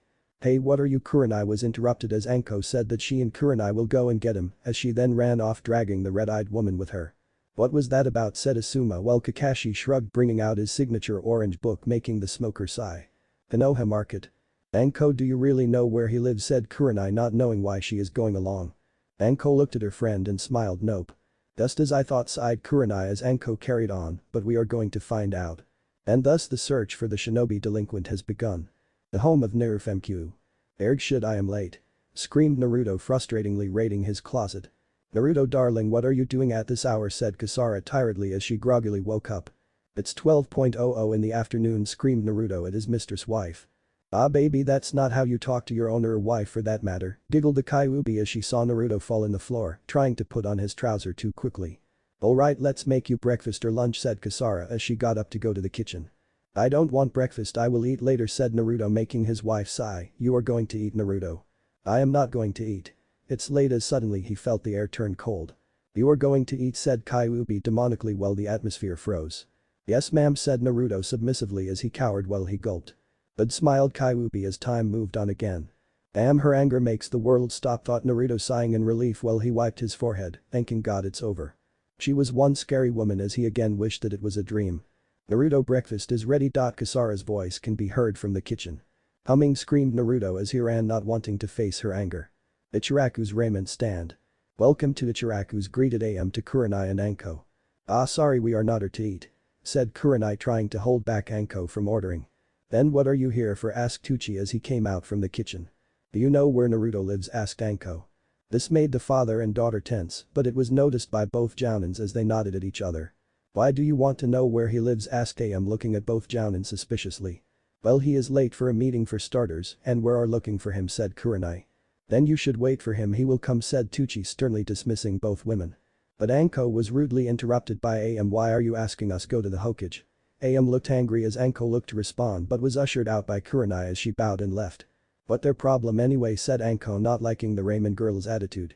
Kurenai looked on as she sighed, "Let's just go ask the Hokage," but was interrupted by a voice. "Are you looking for Naruto?" smiled a toothless kid with his little friends. Anko smiled. "Why yes." At Naruto's apartment. The atmosphere was tense as husband and wife continued to eat breakfast. "Hey Kasara, I felt my chest itch last night and all of a sudden this came out," screamed Naruto, pulling out his t-shirt showing his well-developed chest. At his upper body laid a tattoo. It had a small nine-tailed fox covered around a circle. Kasara giggled as she inwardly blushed at his figure making said boy more frustrated. Naruto, "Well, that's a mark that shows you are mine." Naruto sighed at her possessive nature. "Can you tell me more about this vassal thing?" Kasara slightly looked up while she ate her cereal. "Well Naruto, I already told you what the unity entails. That mark just shows others that you and I are one. See." Kasara, once she finished eating, tried to take off Naruto's shirt she was wearing as suddenly Naruto screamed at her to stop. "Okay, that's enough, I get it," said a red-faced Naruto. Kasara just giggled at her husband's innocence even though he's seen her body as much as she's seen his. "Hey Kasara," said a serious voice. Kasara looked at Naruto, shrugging off what she was thinking.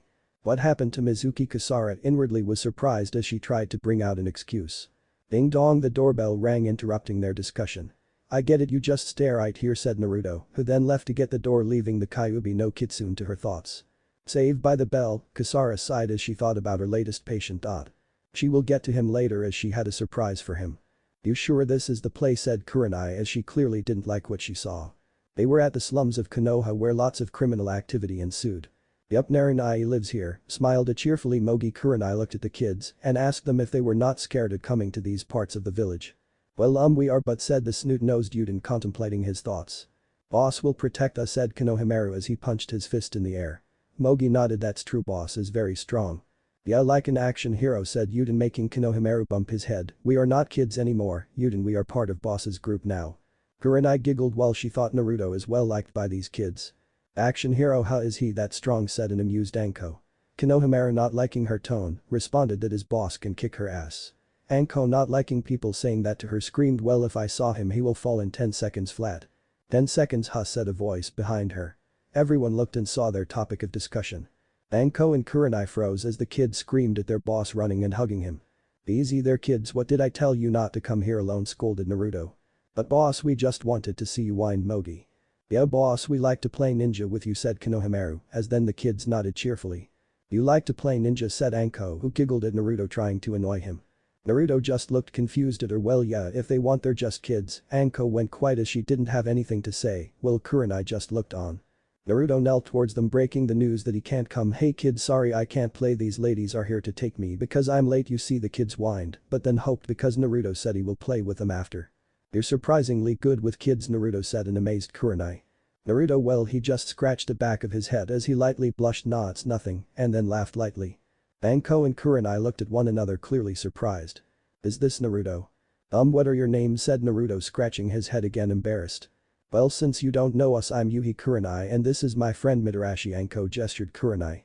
"The most awesome Kenyachi." Anko, at your service. Tornado. Anko boldly responded as she then shook Naruto's hand.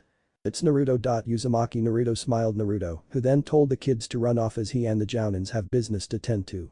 The kids nodded and ran off screaming their goodbyes. Naruto looked at the two Jounins as he sighed. All of a sudden this raised the eyebrows of said Jounins.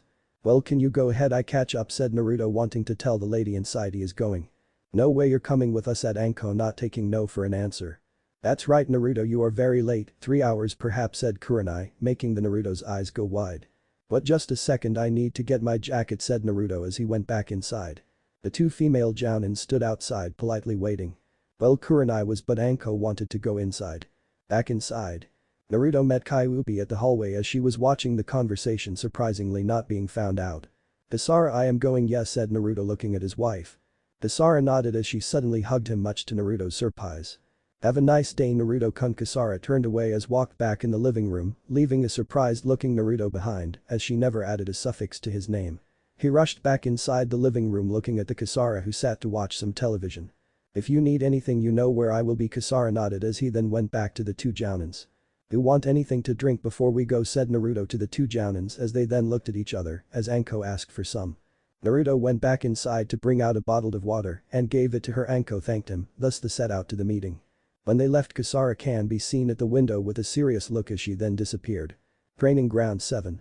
Where were you, Baka, screamed Sakura at her idiotic teammate as he rolled at her eyes. Tch, it's none of your business, making the pink-haired fume even more. Now that Naruto's here we can get on with the training, said Kakashi, who looked at Naruto sternly. As a matter of fact, any reason why you were late? Naruto responded, I thought you will be late. What are doing on time, making the Jounin's eyes go white as Kakashi scratched the back of his you got me there. Okay kids, we are going to do one-on-one spars, said Asuma as the Genins looked on. Kurenai interjected when Asuma pulled out to smoke but was having problems to do his lighter. Each student will fight one of us in order to see your strengths and weaknesses. Alright, so is it going to be students getting help from their Jounin sensei or is it going to be mixed, said Sakura. It's going to be mixed, Pinky making, said Pinky. Angry at that name, Kiba snorted, trying to hold his laughter. So who am I going to fight? Is it Scarecrow again, said Naruto as he pulled out a lighter and lightened Asuma's cigarette while he murmured his thanks. Nope, not today, said an amused Anko at the nickname as Kakashi was twitching in irritation. Asuma smoked in relief as he looked at Naruto. Nice lighter, you got there. Do you smoke? Everyone looked on at his answer. Naruto shrugged, just being friendly. Asuma laughed as he patted the boy's back. You and I will get on just fine. Everyone's sweat dropped as Kurenai screamed out the formation. Alright Sasuke, Shino, Ino, go to Kakashi for a one-on-one. Ino's cheers and Sakura's whines can be Hinata, Shikamaru and Choji with Asuma. Sakura, Kiba and Naruto with me and Anko. Kiba started to sweat as Sakura screamed, what, I'm with the Baka and Ino with Sasuke-kun. Gee Sakura, you might learn something with a new Jounin teacher, so just go with it, sighed Naruto, making Sakura fume and try to hit him in the head but he dodged. See, you need training, making her more angrier. Kurenai sighed as Kiba shakily went to his sensei. Sensei, can I change groups? No you can't, it was decided already, making the dog boy groan and his dog whimper. Are you scared of the tornado, said Anko, who looked gleeful at the boys. Fear-making, said Tornado, perk up at the name, who's scared, as he then went to his group. Kiba tensed, which Naruto noticed as he grabbed Kiba's shoulder. Hey, you alright? Kiba started to sweat as he stuttered. My Anko laughed. Well, he is just scared of being thrown in the trash can again. All of a sudden Naruto looked serious, making the group quite even. Sakura stopped her angry sulking as all you can hear was the other groups chattering. Naruto looked at Kiba, his arms clenching, making Kiba sweat as Akamaru whined while he gulped, I'm gonna die. Naruto looked down as he suddenly bowed, making the group and Kiba shocked. Heck, the surrounding groups looked on as they stopped what they were doing. I'm sorry, what I did, I was in a bad mood that day, so forgive me, apologized Naruto. Kiba was dumbstruck as he looked at the sky, thinking the world's going to end. Naruto, the tornado, apologized. He apologized. Kiba stuttered as he was surprised at what he was seeing. It's okay, it's alright, said Kiba as he waved his hands furiously. Naruto then smiled as he grabbed Akamaru. I'm sorry to you too, little guy. Arf, barked Akamaru, happily licking Naruto's face, making him laugh. What?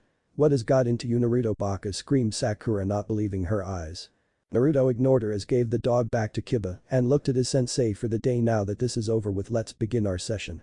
Kurenai and Anko dumbly nodded as they again thought, is this Naruto? Yosh, I'm feeling pumped up today, said Kiba, getting his shine back with Akamaru barking in agreement.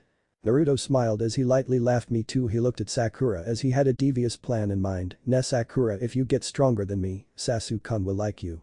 Sakura lighted like a Christmas tree as she screamed, Yosh Naruto, Baka, you're going down. Kurenai sighed, fangirl, as she looked at Anko, who had a glint in her eyes when she looked at Sakura. I almost feel sorry for her. Okay Pinky, you're with me, said Anko as she took Sakura with her, making said pink girl nod, not being angry at the comment she just heard. Kurenai, Kiba and Naruto were all that was left. Okay Kiba and Naruto, you will spar, the winner will spar with me, making both boys nod. They stood at front of each other as Kurenai looked on. You're going down, Naruto, said a pumped up Kiba, ready for battle with Akamaru. Naruto cracked his neck as he said, that's good, because I don't feel like getting my ass kicked. Kurenai can be seen with a serious expression at the battle that is going to begin. Show me what you got, Naruto. Itsuga screamed Kiba with Akamaru in tow, ready for his signature attack. Kiba went to spin at a ferocious speed and delivered a powerful beast-like attack, trying to make contact Naruto. As Kiba's attack went towards his target, Naruto just stood there and then ran towards Kiba. This made Kurenai's eyes go wide in shock. Both of them collided as then dust covered the area when it cleared. Kiba can be seen looking around. Where is he? I thought we had him, said Kiba with Akamaru and him trying to smell him. They found his scent and quickly turned around. There he is, Gatsu, but that was not Naruto, but his black jacket. Kurenai and Kiba's eyes went wide. His jacket. As then a voice can be heard behind you, Kiba turned around as he then saw multiple Narutos. Page Bunshin. Kurenai looked shocked as all the Narutos jumped at Kiba. Kiba, thinking it's easy, tried to do his technique again but then felt someone grab him from behind. What, thought Kiba and Kurenai in shock. Always know your surroundings, whispered Naruto as he grabbed Kiba tightly. Akamaru tried to attack him but froze as it looked at Naruto's eyes. They were cold. Kiba screamed Akamaru to attack as the dog regardless listened to its owner and jumped at Naruto as suddenly Naruto poofed. As the smoke ensued while Akamaru was in the air, a blackjack flew in, grabbing hold of Akamaru. Akamaru screamed Kiba for its friend. The smoke cleared as suddenly the real Naruto can be seen holding Akamaru inside his jacket. Akamaru is right here, Kiba, give up, you can't win. Kiba still looked ready to go, making Naruto sigh. I think you kind of forgot my cage, Bunshins, you're surrounded. Kiba's eyes went wide as he saw lots of Naruto clones surrounding him. Knowing that he was outmatched, he surrendered. Naruto smiled as he then let go of Akamaru, who flew towards its owner. Nice game, Kiba, if you need help to train, don't hesitate to ask me. Kiba nodded as he might take Naruto's offer someday. Kurenai clapped as she walked towards the group. Well done, Naruto, good thinking. She looked at her student disapprovingly. Kiba, you shouldn't rely too much on Akamaru, take this as a lesson and learn from it. Kiba nodded, knowing he's got to change. Alright Kiba, go to Sakura and Anko and Naruto, let's get going, said Kurenai. Kiba went as Naruto nodded, but before he started Kurenai said, treat me the same way you did Kakashi. Naruto smiled, I intend to, you are Jonin like him so you deserve credit for your strength. Kurenai blushed as no one complimented her like this. She shook her head and said, okay, let's go. They stood at a clearing as Naruto intended to go first. I'm going first, sensei. Naruto did a series of hand signs. Wind release. Drilling air bullet, screamed Naruto as he shot single drilling bullet of destructive wind towards Kiba's sensei. As the wind sliced the ground, Kurenai jumped as high as she could, dodging the attack. That's the technique Kakashi was talking about, it seems he is serious. She came down looking for Naruto as he disappeared. Right behind you, sensei, said Naruto behind, intending to get her surprised as suddenly she smiled, making Naruto surprised. This time I'm Jonin like you, said Naruto-kun, as suddenly he felt completely robbed of his mobility, and then Naruto saw the mirage of a tree coiling itself around him as Kurenai come out said tree. She put a kunai at his neck as she said, give up Naruto-kun, you lost this time. Naruto smiled as he then closed his eyes and opened straight away, making his eye glow very bright. Suddenly the Jinjutsu faded. Well, what? Said Kurenai, shocked. Naruto looked at her as he said, Jinjutsu is not my strong point, but I found a way to defeat it. All I did was charge up my chakra which cancelled it. He looked at the confused form of Kurenai as he sighed. The only reason I defeated it was that I caught you by surprise. It takes a lot of chakra to hold the Jinjutsu, so the only way for me to not cancel it is if you have more chakra than me, or if it is a stronger Jinjutsu. Kurenai looked stunned as she then smiled. I keep that in mind, Naruto-kun, when we face next time, you win. Naruto smiled as he looked tired. Your Jinjutsu took a lot out of me, sigh, wasted too much chakra. Kurenai smiled at him as she nodded. Hey can you teach me some Jinjutsu, just the basic ones, cause you're kind of very strong, asked Naruto kindly, smiling at her, making her slyly blush again. Kurenai nodded as she said, sure, I don't mind, see me when you're free. Naruto smiled, telling her she won't regret it. Kurenai smiled on as she suddenly coughed to regain her composure. Okay, that's enough Naruto, let's get back to the rest. Everyone gathered round as the Genins looked beat up or tired. Sakura looked worse for wear as she looked at Anko fearfully.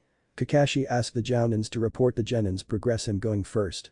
Shino is very tactical as he uses the bugs quite a lot, so teaching him to jutsu is most preferred, as I already told him, because if an enemy gets close to him and overpowers him, what will he do? Shino and Kurenai nodded as Kakashi carried on. Ino, well, she is no different from Sakura, sighed Kakashi, making Ino scream. All she knows is her clan's technique. Asuma, you need to teach her to jutsu and keep control of her. Asuma nodded, looking at a fuming Ino. And finally Sasuke. Kakashi sighed again as he looked at his pupil in disappointment. Sasuke, you haven't learned a thing, have you, said Kakashi, while Sasuke just ignored him as he kept looking at Naruto. It was Asuma's turn as he said, Shikamaru, Choji and Hinata seems to team up so well, as he looked at Hinata and smiled, but Hinata needs some confidence. If she gets over that, she will be a fine shinobi. Hinata blushed as Kurenai gave her a motherly smile. All the Pinky did was run, said Anko as she sighed, makes me wonder how she is the Kunoichi of the year. Kakashi sighed as Ino laughed, you are no better than her, Ino, in fact the only Kunoichi that should be proud of herself is Hinata. Well done Hinata, you did good, said Kiba as Akamaru barked in joy. Yeah Hinata, keep it up, said Naruto, who smiled a kind smile as the girl looked ready to die when Naruto complimented her. Kurenai looked at the two and smiled. It would seem I would have to speak with him about Hinata. Kurenai, your turn, said Anko, waking her up from her thoughts. Though Kiba relies too much on his clan techniques, as Naruto showed him his flaws which he tends to correct. She looked at Kiba, who looked determined as he nodded furiously. And Naruto, well, he surprised me, as managed to stand his ground against me, said Kurenai, making the Jonin's eyes and Sasuke's eyes go wide and make Naruto smile. But that baka is a loser, screamed Ino, not taking that a 3-year loser is better than her. Hey, could you not yell gee, said Naruto, while he and Shikamaru flinched as he was annoyed at the troublesome girl. You're wrong, Ino, Naruto is way strong. He beat Sasuke in the academy all the time, said Kiba, as that was it for Sasuke, as he looked at Naruto angrily. Fight me, dope. Naruto looked at him and sighed. Sorry, I'm tired now, I don't have time to play games. Sasuke, taking no for an answer, tried to charge at Naruto, but Kakashi held him back. He is your teammate, only fight him in spars, other than that calm yourself, said Kakashi sternly to his student. Sasuke got out of Kakashi's grasp and walked off, making both fangirls scream at him as they ran after him. Asuma sighed. Well, this training is over, then you are dismissed, team, making Shikamaru stretch, as he intended to go home and get some rest. Choji went with him as they left. Kurenai-sensei, Kiba-kun, Naruto-kun, goodbye, said Hinata as she waved goodbye. Take care, Hinata, said Naruto, making the girl blush and run off, much to his confusion. Before Kiba left, he looked at Naruto with a serious expression. Yo, Naruto, can you come to my house tomorrow, said Kiba quietly, making Naruto and everyone look at him. Sure, but why, said Naruto, raising his eyebrow. Kiba looked Naruto in the eye as he said, well, you beat me and I want to be your sparring partner, we could train in my family's compound. Naruto smiled at him. Sure, Kiba, I will gladly become your partner, as they shook hands. Well, see you tomorrow. Naruto waved Kiba goodbye as Naruto nodded happily. It would seem you're making friends, Naruto, said Kakashi, looking at his student. Naruto shook his head. Nah, he just wants to be strong.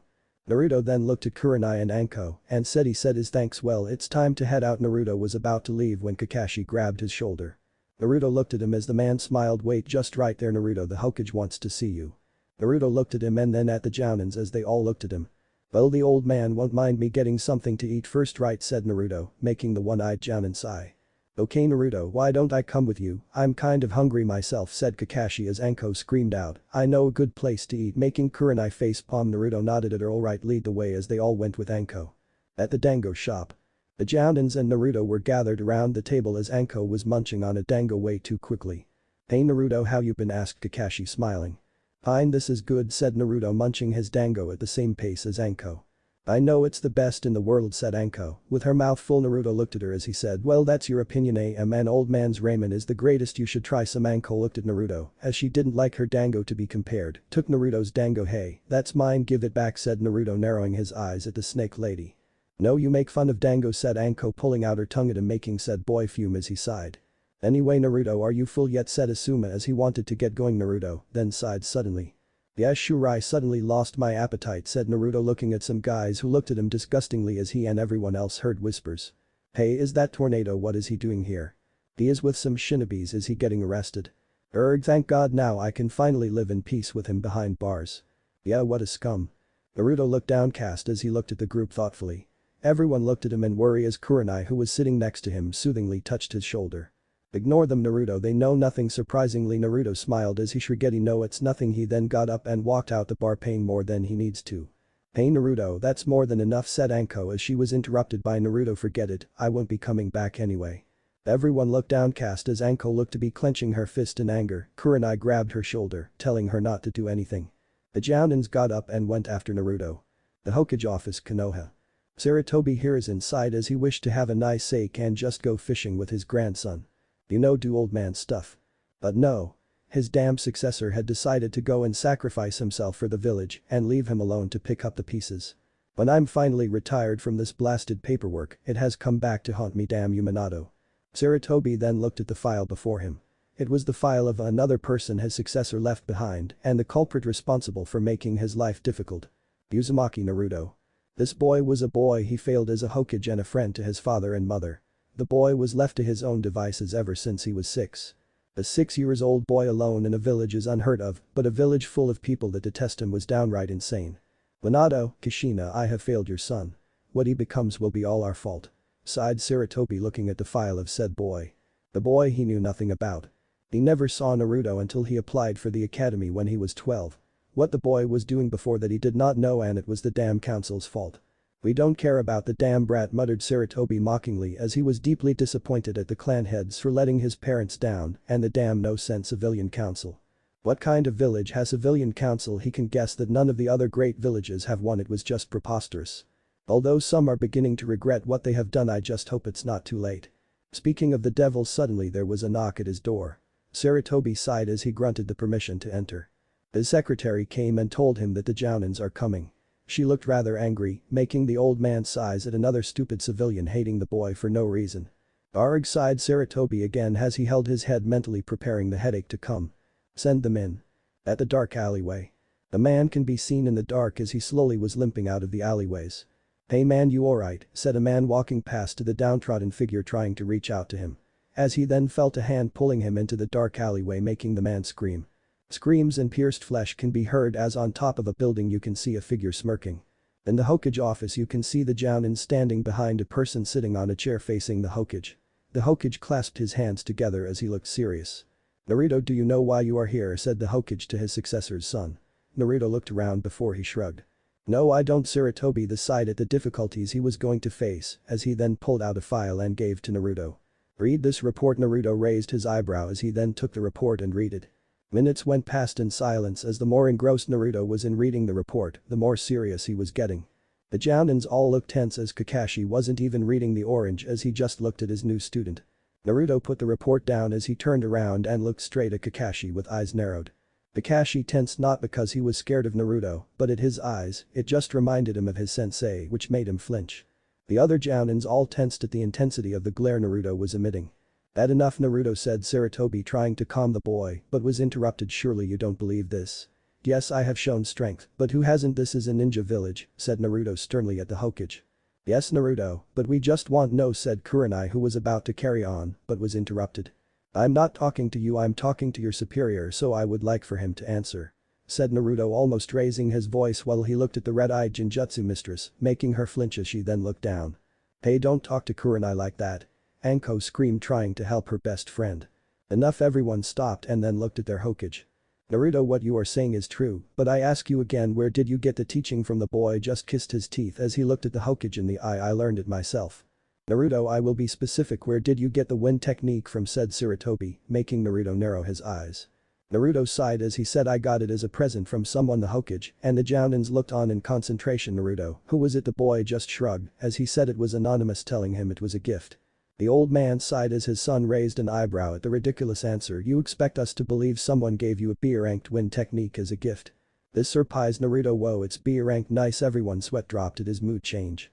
Nevertheless, Naruto, why did you say such things about Konoha? Said Sarutobi, making Naruto looked at him with an amusing smile. You are the Hokage and you don't see what your village is becoming, as Naruto then laughed. Naruto, don't you dare insult Hokage-sama, said Asuma, berating the boy for insulting his dad. It's true, you are correct in that statement, Naruto, making everyone except Naruto gasp at the Hokage for admitting such a thing. I'm truly sorry for the academy teacher's stupidity and hatred for trying to hold you back, said Sarutobi, who started to get sad at his failure to Naruto, reminding him how he failed his student. He was being held back, thought the Jounins, shocked at what they were hearing, surprised that the hatred got this far.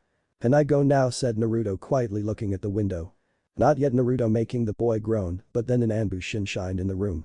What is a cat? Said Sarutobi, becoming serious, as you don't see the Anbu commander coming in unless it is very serious. The Anbu commander saluted as she bowed. Sir, it's Mizuki, he has been found, making everyone's eyes go wide. Is he apprehended? Said Sarutobi as he looked at the cat Anbu. No sir, there is trouble. It's Kakashi sighed, suddenly interrupting her. Surely you can easily arrest a Chunin Yugao. Mizuki Yugao, who is the cat Anbu, took off her mask as she glared at her senpai, but then suddenly screams can be heard. Come out, Kyuubi brat, screamed a voice gesturing Naruto to come out. Everyone looked at the window as they saw Mizuki, who is standing there outside. Naruto's eyes went wide at seeing Mizuki, the Hokage, and the Jounins were thinking he is just shocked on what he said. But Naruto was thinking about something else. He is alive. Anbu then came as they started to surround him. Mizuki, you are under arrest for the death of countless civilians and the attempting theft of the Forbidden Scroll. Mizuki just chuckled as he then laughed out loud. Everyone looked on as he laughed a crazy laugh. You think you can beat me? Said Mizuki arrogantly. The Anbu just went on the defensive as they got ready for battle. The captain, who wore a boar mask, screamed, he is just a Chunin, apprehend him, make sure you do not kill him. The Anbu all nodded as they ran to Mizuki, intending to capture him. How wrong they were, as suddenly Mizuki's eyes started to glow red and then blue chakra started to come out of him. He was muttering something like he was talking to someone while his hair was covering his face. Yes my love, I shall do what you say. Mizuki then glowed red for a second as he charged at the Anbu. Everyone's eyes went wide at what happened next. Screams and sound of gore can hurt as Mizuki slaughtered the Anbus. He was holding Survivor by the neck with a chakra claw as he looked like was clawing his way through. "Arg, what are you?" muttered the Anbu captain. Mizuki looked at him gleefully as he screamed, "I'm a savior." "Everyone, let's go, Naruto, get out of here," screamed the Hokage as Naruto didn't need to be told twice as he took this opportunity to run as he jumped to the rooftops. Mizuki saw as he screamed, "Where are you going, demon?" as he then took a deep breath and fired fireball jutsu at Naruto. "What, no hand sign?" said Anko, shocked, while the Jounins thought the same thing.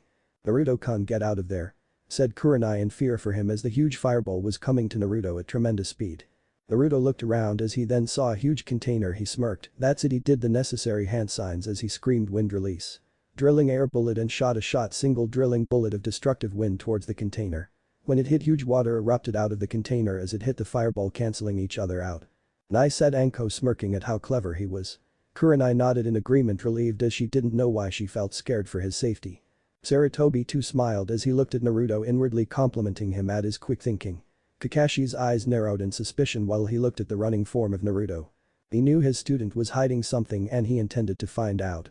"Sir Mizuki," said Asuma as he pointed at Mizuki trying to run after Naruto. "Earth release."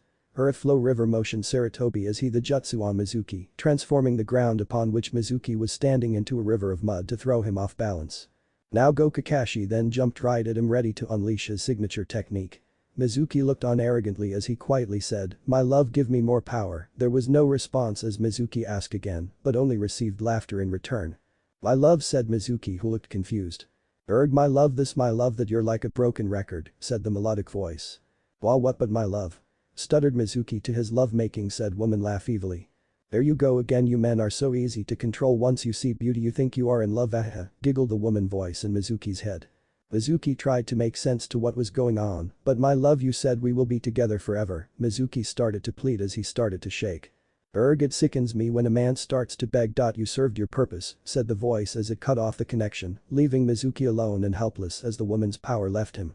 Mizuki started to recollect on what happened. Mini flashback. "You alright? I managed to heal you," said a crimson-haired woman to a bedridden Mizuki in a bed. From the looks of it, he was in an apartment. "What happened?" He was interrupted when a hand touched his face soothingly. He looked and saw the most beautiful woman he ever seen as he blushed. "Don't worry, you are safe now," smiled the woman, showing her serene crimson eyes. Mizuki looked at her dreamily as he blushed at the soothing contact as the woman kept caressing his face. So as time went on, Mizuki fell in love with a woman that kept tending to his needs. He even told her what happened and she told him she didn't care as she cared for him. Mizuki was touched. Although he had a girlfriend, he knew he had to leave her to be with the goddess before him. Her name was Kira and she was his savior. When he confessed to her, she suddenly cried as she hugged, screaming that even though she wants to be with him she can't. He asked her why and she said that she was with someone else. Mizuki's eyes went wide and then told her to leave him and that he will protect her. Kira flinched in his arms as she then said that she can't because she was scared. He asked her why she was scared and she said exactly this, "I can't leave him. He is the Kyuubi. I didn't know at first. I thought he was a nice guy, but he enslaved me, saying that he will kill me if I leave him," as she then left his embrace as her red kimono showed a bit of her skin, making Mizuki blush, but then he saw little scratch marks on her chocolate skin. Mizuki saw red as he saw scars. How dare that demon threaten and hurt his goddess? He should have killed him when he had the chance. Mizuki was about to go but was stopped by Kira as she asked what he was going to do. He told her he was going to kill the demon brat. So she then came up to him as all of a sudden she kissed him on the cheek. Mizuki looked ready to faint as he wanted to kiss Kira on her lips when he was suddenly stopped by her finger, silencing him. "My love, when you kill him we shall live together forever." Mizuki nodded furiously as he looked determined. Kira then went to a cupboard and brought out a red pill and gave it to him. Mizuki asked what it was when she told him it was a weapon that will give him the power to defeat the Kyuubi and that she and him can beat him together. So Kira told him where Naruto was as Mizuki nodded his thanks while he took the pills. He hugged her and ran to the Hokage tower, leaving a smirking Kira behind. End of the mini flashback. Mizuki looked at the copy ninja flying right at him as he realized on what she meant when she said that he served his purpose. He was used. It was all a plan by that woman as she didn't love him. It was all the demon brat's fault. Tears enveloped Mizuki's eyes as he screamed to the sky, "Damn you, Naruto." Midori Mizuki's flesh was pierced by Kakashi as he coughed blood and fell towards the ground when Kakashi pulled his hands out of him. "By him, my love," thought Mizuki as he fell off the ground dead. The Jounins, Yugao and the Hokage came to Kakashi surrounding the bloodied body of Mizuki. How was he that strong, said Yugao quietly. Sarutobi sighed, responding, I don't know Yugao, but we must investigate his body. He then gestured the everyone to go and rest for the night as they then dispersed. At Naruto's apartment. In the operating room, Kasara can be seen as she was holding something. It was a pill. The same red pill Mizuki was giving. It would seem the tool as his uses, smirked the Kyuubi no Kitsune as she suddenly scowled as she wanted to puke. Ape thought I loved him. The door can be heard closing upstairs. Kasara suddenly blushed. Her husband was home. She quickly teleported to the living room and sat on the couch and randomly flicked through a shopping magazine. I'm home, said Naruto quietly as he entered the living room. Kasara looked up at her husband, smiling as she welcomed him. Naruto then suddenly sat next to her as he sighed. Kasara, said Naruto quietly. Kasara looked at Naruto with eyebrow raised. Yes, Naruto-kun. Naruto suddenly soothingly touched her right knee as he caressed it. Kasara inwardly blushed as she looked at him. He was a human ape, no different than the rest of his species, and yet he made her feel like she can take on the world. Well, she can take on the world, you know what she means. Kasara, I'm new at this marriage thing. So please bear with me, okay? I never had this kind of thing before, said Naruto, who looked sad. Kasara put the magazine down as she stroked his hair soothingly, even though she doesn't know why she does this to him. You sure are something else, Naruto-kun. You have something women find addicting, and I don't know what, thought Kasara. Naruto-kun, you are doing fine. If you were bad you would have been punished. My dear vessel, giggled Kasara at Naruto, who started to sweat. Naruto sighed as he then picked up the magazine Kasara was holding as he looked at it. It was on page where there was lots of different type of wedding rings. Naruto looked at her as he smiled a kind smile, making Kasara blush at his smile. I may not afford this, but I will do my best to make this marriage work. Kasara was confused when Naruto then gave her the magazine she had, and her eyes went wide. Naruto, are you really intending to buy a ring for me? The boy nodded. Well, yeah, we are married. And I know I am rushing it, but it's only right. Kasara was awestruck as she just looked at him. Here was man that was clearly upset on what happened to him, but still wanted to move on with his life. He even wanted to make it official. Kasara was touched very deeply as no one ever said this to her. Naruto, Ding dong, the doorbell rang, interrupting their heartfelt discussion. Well, for Kasara anyway, but Naruto, being Naruto, who is very oblivious to what was going on, believed it was right thing to do, but he didn't know the effect it has caused. I get it, you just stay right here, said Naruto, who sighed, thinking who would be here at this hour, as he then left to get the door, leaving the Kyuubi no Kitsune to her thoughts. Naruto, I can't believe you said that. Kasara suddenly blushed as she realized what she got into. She took a stab in the dark and got the perfect guy. Naruto-kun. As Naruto gently opened, who could it possibly be? The sight that greeted him on the opposite end was another red-eyed female. It was the Genjutsu specialist of Konoha. Hey Kurenai-sensei, what are you doing here? Naruto was confused. He did request a meeting with her, but it was on a later date. Naruto-kun, I just want to say that I'm sorry that I made you angry. Kurenai, not knowing why she was saying that, as all she knew was that it was the right thing to say him. Naruto smiled at her, making her blush. Kurenai-sensei, it's alright, I was angry at the situation, not at you, as Naruto then touched her shoulder to show his appreciation. Kurenai blushed at how close they were. She only just met Naruto today, and yet here she was. She didn't know why she was here talking to him, a guy, and yet here she was. She just didn't want Naruto-kun to be mad at her. Wait, kun. Kurenai didn't know when she started adding suffix to his name, as she never said it to a guy before. She then felt another hand grab her shoulders, making her blush even more. Kurenai, are you alright? Your face is red, said Naruto obliviously. Kurenai regrettably went out of his embrace as she shook out of her thoughts. Naruto-kun, now that we are friends again, can we start your training tomorrow? Naruto smiled as he nodded. Sure, I can meet you before I meet Kiba. Kurenai nodded as she smiled as this time she grabbed Naruto's hands. This brought Naruto's attention. Naruto, if you want to ever meet up or do something, don't hesitate to call me, okay? Me, Anko, and everyone else will be there for you. She didn't know why she added Anko and everyone else part, as something deep inside her regretted saying that. Naruto held her hand tight, making the Jonin blush furiously. Thanks Kurenai-sensei, that means a lot. Kurenai blushed as then let go of Naruto as she went back outside. Naruto walked outside with her as he said, take care Kurenai, it's dangerous out. You sure you don't want any help? Kurenai blushed at his generosity as she smiled. No Naruto-kun, it's alright, see you tomorrow. Naruto nodded as she then bid her farewell and shunshined home. While all of this was going on, there was someone watching from the window.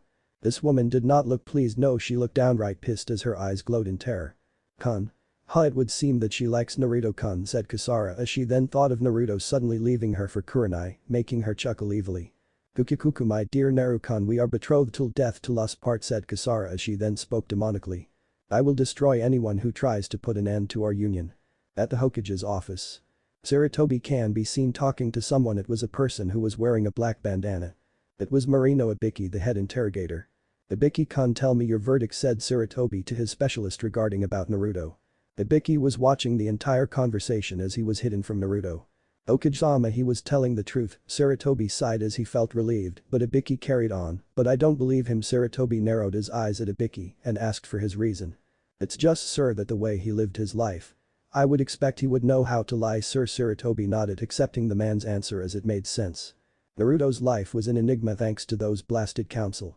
A problem he promised he will end soon and also find out more about him. "You're dismissed." Ibiki nodded and then shunshined. Leaving the old Hokage alone as he looked at his window having the whole village its view, he was left to his thoughts. "Minato, Kushina, I will do all I can for your son. This time I won't fail. Poor Naruto, he'd better watch out now because he will be in one hell of a ride."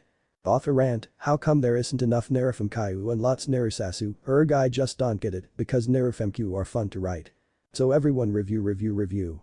Or Kyuubi will come to get you. Thanks for reading. Chapter 3. A tiring day brings a new tomorrow. Here is chapter 3, guys. Firstly, a friend of mine asked me what's with my username. He said, "Do you hate Heroes the show or heroes in general?" I just told him I hate both. Seriously, it's true. Sorry, ranting nonsense stuff, so here is the chapter. Italics means the person is thinking. Bold italics is the music lyrics. Bold is a demon or god talking. Enjoy. The tiring day brings a new tomorrow. I've become so numb I can't feel you there. Become so tired, so much more aware. I'm becoming this, all I want to do is be more like me and be less like you. The song rang throughout Naruto's headphones while he ran laps as the morning sun was rising. Naruto ran towards his apartment complex to change back from his usual attire as he was now wearing a grey hooded sweatshirt with grey trousers wearing black trainers. From his apartment a crimson-haired figure can be seen looking at Naruto. Naruto muttered, Kasara softly leaning on the window. What has been said and done last night was on her mind for some reason. She even refused to talk to Naruto while they slept as she gave him the cold shoulder, much to his confusion. Footsteps can be heard as Kasara quickly went back to bed and turned around. Naruto came in the room as he looked at Kasara, who he thought was asleep. So he quietly took his clothes and left. When the door was shut, Kasara can be seen with a grim expression. Voices rang through inside her head. Naruto, if you want to ever meet up or do something, don't hesitate to call me, okay? I will be there for you. Thanks, Kurenai sensei, that means a lot. Kurenai muttered Kasara as she then smiled. All is fair in love and war, as then suddenly her chest started to glow red. Her bonding mark with Naruto glowed furiously like it agreed with her. She wasn't going to lose Naruto without a fight. A fight she intended to win. It was another D-ranked meeting, but this time Kakashi made the team work through multiple missions as he quoted, "We team need to have some teamwork," while he read his orange book giggling away as Team 7 were now tending some dogs. "We my ass, you mean the three of us," muttered Naruto, feeding puppies. "You say something, Naruto?" Kakashi looked up from his book, making Naruto's eyes wide. "Nothing, what a nice mission," chuckled Naruto dryly. "Shut up, Naruto Baka, you're annoying," said Sakura, irritated as she was washing a huge dog. HRN grunted Sasuke as he was combing a poodle. Naruto sighed as he looked at Sakura in disappointment. He didn't know why she hated him. He had a crush on her once and she told him he was annoying. He just couldn't understand girls, all they did was hit him, they are so troublesome. "Well done, team, we did a total of 6 D-rank missions," said Kakashi looking proud. "Hooray," said Naruto sarcastically as he raised his hands up, making Kakashi twitch comically. "Baka, stop being a fool," said Sakura as she hit Naruto, making him fall in the ground. Kakashi sighed at the usual occurrence between the two. He looked at Sasuke as he was looking at Naruto suspiciously. Kakashi sighed again. Ever since the team was formed, Sasuke had a self-proclaimed rivalry with Naruto, trying to fight him every chance he got. With Sakura cheering him on increased the Uchiha's ego even more. He needed to talk with Sasuke as he couldn't teach him if he was like this Obito. Your last memory is a bit Kakashi sighed again, wishing why he took this group. Sasuke's pink-haired teammate, well, she is a fangirl enough said. Finally, the final member of Team 7, Uzumaki Naruto. Just by saying his name will give him a headache. The boy that his sensei made a jinchurikis of was a bit of a handful. Scratch that, he was more than a handful. He was 16 years old, a boy who is considered to be a failure and from what he just found out was being held back. It didn't come to surprise to Kakashi because the whole village hated him. Heck, no one would have cared if he died. He too was like the villagers as he didn't even care as well, but now he knows better. Sensei, I would take care of your legacy. You're dismissed, meet me here tomorrow at 8 as Kakashi then poofed. He needed a drink. HRN grunted Sasuke as he looked at Naruto, seizing him up as he then walked away. Sasuke-kun, wait, Sakura as usual ran after him. Can he speak at least a line, for crying out loud, muttered Naruto as he sighed at Sasuke.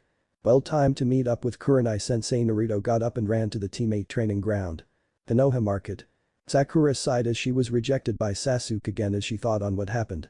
She remembered when she had caught up to Sasuke. Please wait, Sasuke-kun. She begged as she nearly fell to her knees in front of the brooder. Sasuke just stood on as he looked in concentration. He was thinking about Naruto and the strength he has shown. First there was the incident with Kakashi, the way the dope acted it was like. It was like he was holding back. Sasuke's eyes narrowed, and secondly there was the team training exercise. The dope managed to fight against a Jonin on even ground. What are you hiding, Naruto? He needed to meet with Naruto. Sakura muttered Sasuke, making the girl look at him straightway. What do you think of Naruto? Sakura's eyes went wide as she was in a dilemma. Why did he Sasuke-kun ask about Naruto Baka, and why did he care what she thought about him? Her eyes went wide. He thought she liked Naruto Baka. Think about it. The Baka had a crush on her for years, and she bets $1,000,000 he still likes her now, and Sasuke-kun was jealous because she was spending her time on him instead of Sasuke-kun.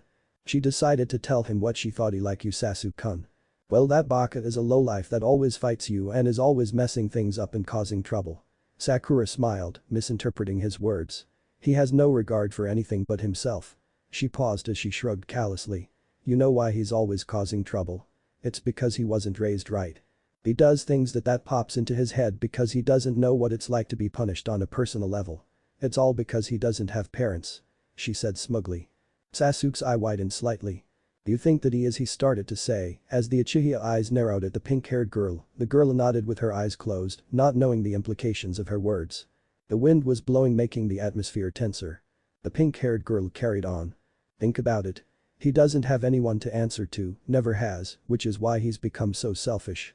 If I tried to do half the things he does, my parents would ground me for life. Without parents, it's the only possible outcome that one becomes a complete delinquent. She finished with confidence. The lone Sasuke muttered, recalling what he has been through. What?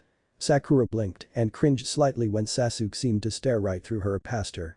Being scolded by parents is nothing. You can't possibly compare it. Even Naruto knows what can't be escaped in this world. Emptiness. Isolation. He was speaking quietly, almost to himself. What are you saying, Sasuke-kun? Sakura blinked with slight fear at the sudden change in Sasuke's attitude. He blinked as he seemed to refocus on Sakura. You think little of Naruto as you consider him to be worthless. And yet he did better than you in every aspect, as it was you on the stump in the bell test rather Naruto. That would make you worthless. You annoy me, Sasuke muttered icily as he walked off. Sakura stood motionless in the hallway, stunned, shocked, wide-eyed and trembling. And no, it can't be. Sasuke-kun thinks that I'm. She slowly sank to her knees as the terrible feeling crushed down on her. It hurt. She clutched her hands to her chest. He knows insults never hurt like this. Why? Why is it so different? Hearing it from Sakura looked down at her hands. Is it because I like Sasuke-kun? She now knew what Naruto felt like. Is this how Naruto feels whenever I? She shook her head in denial. No. This is Naruto's fault. He did this by being better than Sasuke-kun in the academy, trying to impress me. Sakura got to her feet and looked determined. Well, I'll show him. I won't let him mess up for me anymore. She kept walking to somewhere. Destination to find Naruto. When Naruto came to the training ground, he saw Kurenai alone waiting for him. He smirked as he decided to sneak up on her. Kurenai stood there waiting for Naruto as her team finished 15 minutes ago. Is he going to come? These were the thoughts that ran in Kurenai's mind as she was becoming more frantic, believing what she thought was true. Suddenly 2 arms grabbed her shoulders. Hey, Kurenai-sensei, screamed a voice, scaring her as she screamed in shock, quickly turning around as she then fell on Naruto. Whoa. Both of them fell on the ground with Kurenai on top of him, which made her blush. Naruto looked red as he was feeling Kurenai's body, and it was surprisingly nice. Naruto shook his head to get rid of such thoughts as he then looked up at Kurenai. Kurenai also looked up at Naruto. Their eyes met as their faces were so close to each other. They blushed as they quickly let go of each other. I'm sorry, I shouldn't have scared you like that. Kurenai quickly put her hands up, interrupting Naruto. No, it's alright, let's just start with your training. Naruto smiled at her kindly as he then stood, giving her a hand, by which she gladly obliged. Yosh, let's begin, smiled Naruto, who became determined as Kurenai nodded. Kurenai then got out a series of scrolls and threw at the floor. Naruto looked at it and then at her with his eyebrow raised. These are your homework, Naruto-kun, giggled Kurenai at Naruto, who started to sweat at the word homework. Now today's lesson is chakra control. First I need you to walk on trees. Kurenai expected Naruto to be shocked, but he just laughed. I already know that method. Kurenai's eyes went wide. You know it? Where did you learn it? Naruto then looked at the sky, remembering the day he learned it. Well, it all happened 2 years ago when I met a group, a very strange group I might add. Flashback 2 years ago. Naruto was walking with his hands on his pockets as he looked pissed because he got kicked out of the academy for the day for beating up a snot-nosed kid. "My dad's on the civilian council, you can't touch me," muttered Naruto mockingly as he then smirked. He showed him, "Try getting your dad to get you out of that." Naruto, once he was done with the kid, his head was buried on the ground, not knowing it took an earth technique to get him out in 3 chunins. When he was walking past a training ground, a shortcut he found to get home, he saw 2 spandex guys, one was a mini version of the tall guy and 2 girls. "Yosh, my youthful students, today you will learn how to climb trees without our hands," said the tall Bruce Lee looking guy. The group looked bemused. "Hi Guy Sensei," said the mini-me cheerfully. "But Guy Sensei, how do we do that?" said a bun-haired. "HRN, fate will tell us," said another girl who surprisingly sounded like a man. "My youthful students, it is like this." Guy showed them how it was done, surprising the team and Naruto as he then told them the method. "Yosh Guy Sensei, I won't let you down," screamed the mini, eyes burning. "I know my youthful students, show them your youthfulness." Then right before Naruto's eyes he saw something that messed the poor guy's mind. It was worse than the dream lady he was facing. The Sunset Beach came all of a sudden, and then both clones ran at each other arms wide with tears in their eyes. "Lee. Guy Sensei. Lee. Guy Sensei." As they then hugged when a romantic music could be heard coming from nowhere. Naruto froze as he then ran for his life. Visara, who was inside him, shivered, destroying the vile memory. End of flashback. Naruto shivered as the kurenai hugged him tightly as she soothed his back caringly. There, it's over now," said Kurenai, feeling sorry for Naruto. They got over the dilemma as Kurenai asked her what else he learned, by which he replied that he kept going at with the tree exercise. He also told her that he tried to do what he did on the tree on water, surprising Kurenai. He thought of the water walking exercise by himself. That's impressive. Kurenai had to wonder how held back he was in the academy.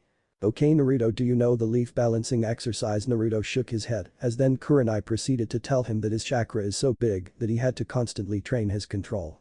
"This exercise is one of the prime exercises of mastering Jinjutsu." She looked at Naruto, who looked very serious at her, which actually made her feel good as she felt she was making a difference. "Well, this exercise is actually to hone the individual's concentration and to keep their mind from becoming distracted." Naruto nodded as Kurenai gave him a leaf. "Now let's get started." 1 hour went past as Naruto looked to be in deep concentration as he kept getting distracted. Kurenai looked on as she thought to think he is getting the hang of it this quickly, even though his chakra is very massive. She looked at Naruto as he managed to beat his record time. He then celebrated. Kurenai smiled. He is a prodigy and this village doesn't even know it. Naruto looked at Kurenai as he suddenly ran to her. Kurenai looked confused as to why he stopped. "Kurenai sensei, can we meet next time? I'm late to meet Kiba." Kurenai eyes went wide. She totally forgot about his meeting with Kiba. "Alright Naruto-kun, see me tomorrow and we will carry on where we left off." Naruto nodded, but before he left he suddenly hugged her, shocking the red-eyed Kunoichi greatly.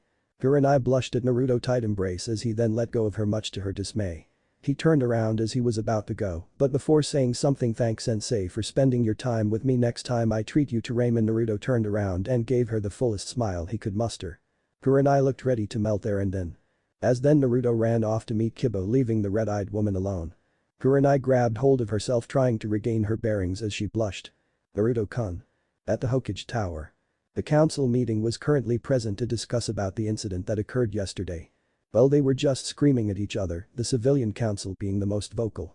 The clan heads was just quiet as they were just processing to what was reported to them.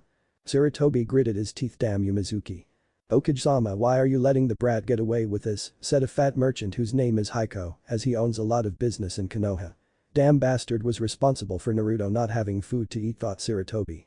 "And do tell to what Naruto has done," sighed Shikaku, who clearly didn't want to be here.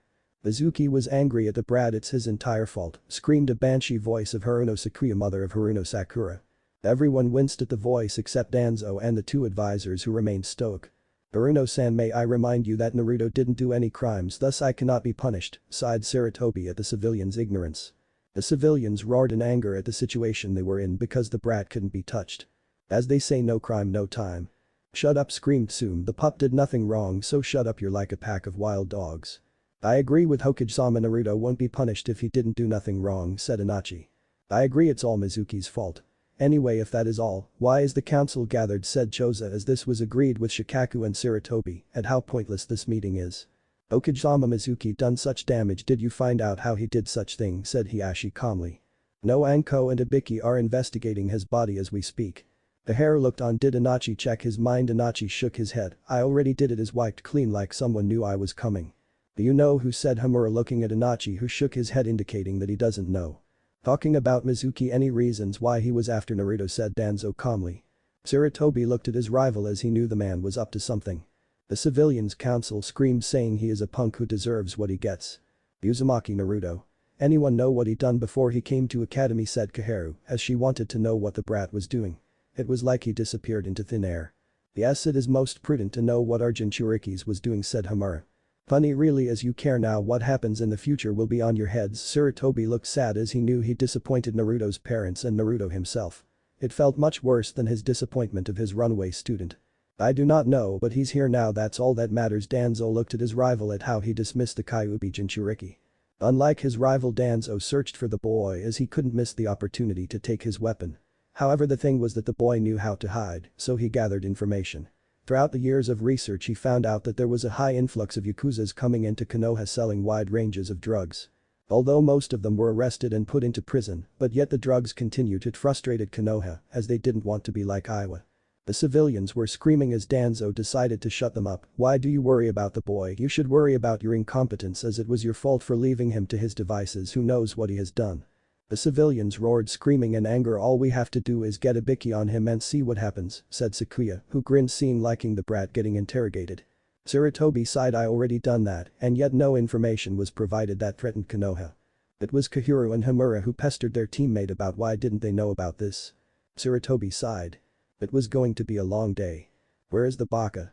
Screamed Sakura as she went to the ramen stand to look for the blonde idiot, and he wasn't there. All she got was a glare from the owner and his daughter. The baka is not eating ramen, so where is he? Thought Sakura. Sakura said a voice as Sakura turned around. Ino. At the Yamanaka flower shop. So you can't find Naruto, sighed Ino as Sakura nodded. Yeah, he ruined me and Sasu-kun. Ino sighed. What'd he do this time? Sakura decided to tell her what happened. Ino was twitching at the ridiculous story she ever heard. Frankly, Naruto never done nothing to her, and she was screaming like he committed mass murder. Well, Sakura, if Sasu-kun doesn't like you then he just wants someone better, said Ino as she smirked at her rival, who started to fume. What Ino pig? Sasu-kun will never want you. Ino sighed, not wanting to yell today. Think about it, Sakura, every time you hit him he doesn't hit you back, and he is the tornado. Maybe he still likes you. That's all I'm saying. Well, he knows I will never like him, so he should just go away. Besides, my parents hate him, said Sakura, making Ino nod, as it was no surprise that Haruno Sakuya hated Naruto. Sakura got up. Well, Ino, I'm going to go home. I will find the baka tomorrow and sort him out. Then the pink-haired girl left. Ino sighed as she shook her head. How delusional can you get, Sakura? At Naruto's apartment. As the sun was setting, a lavender-haired girl can be seen at Naruto's front door.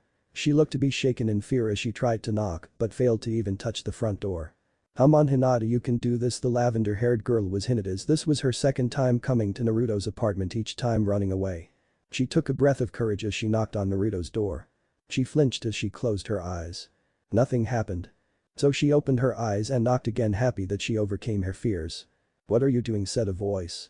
Hinata looked at the person who was carrying groceries and suddenly shrieked as she then ran off. Hisara smirked, funny little girl, as she then went inside Naruto's apartment. Unknowingly, Hinata was still there as she looked to be broken. What's a woman doing in Naruto-kun's house? Hinata looked to be in tears as she ran off. At the window, Kisara can be seen smirking as she shook her head.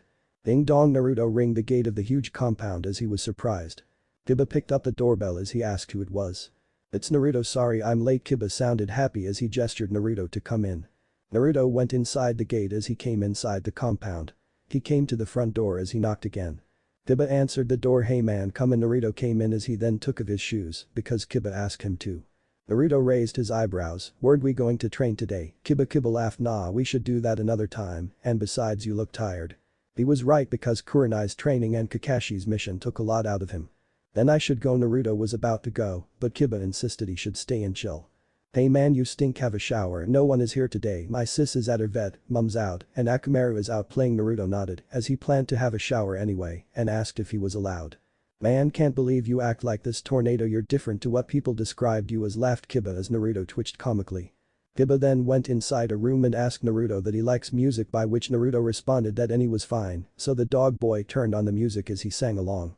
He's a stranger to some and a vision to none. He can never get enough of the one.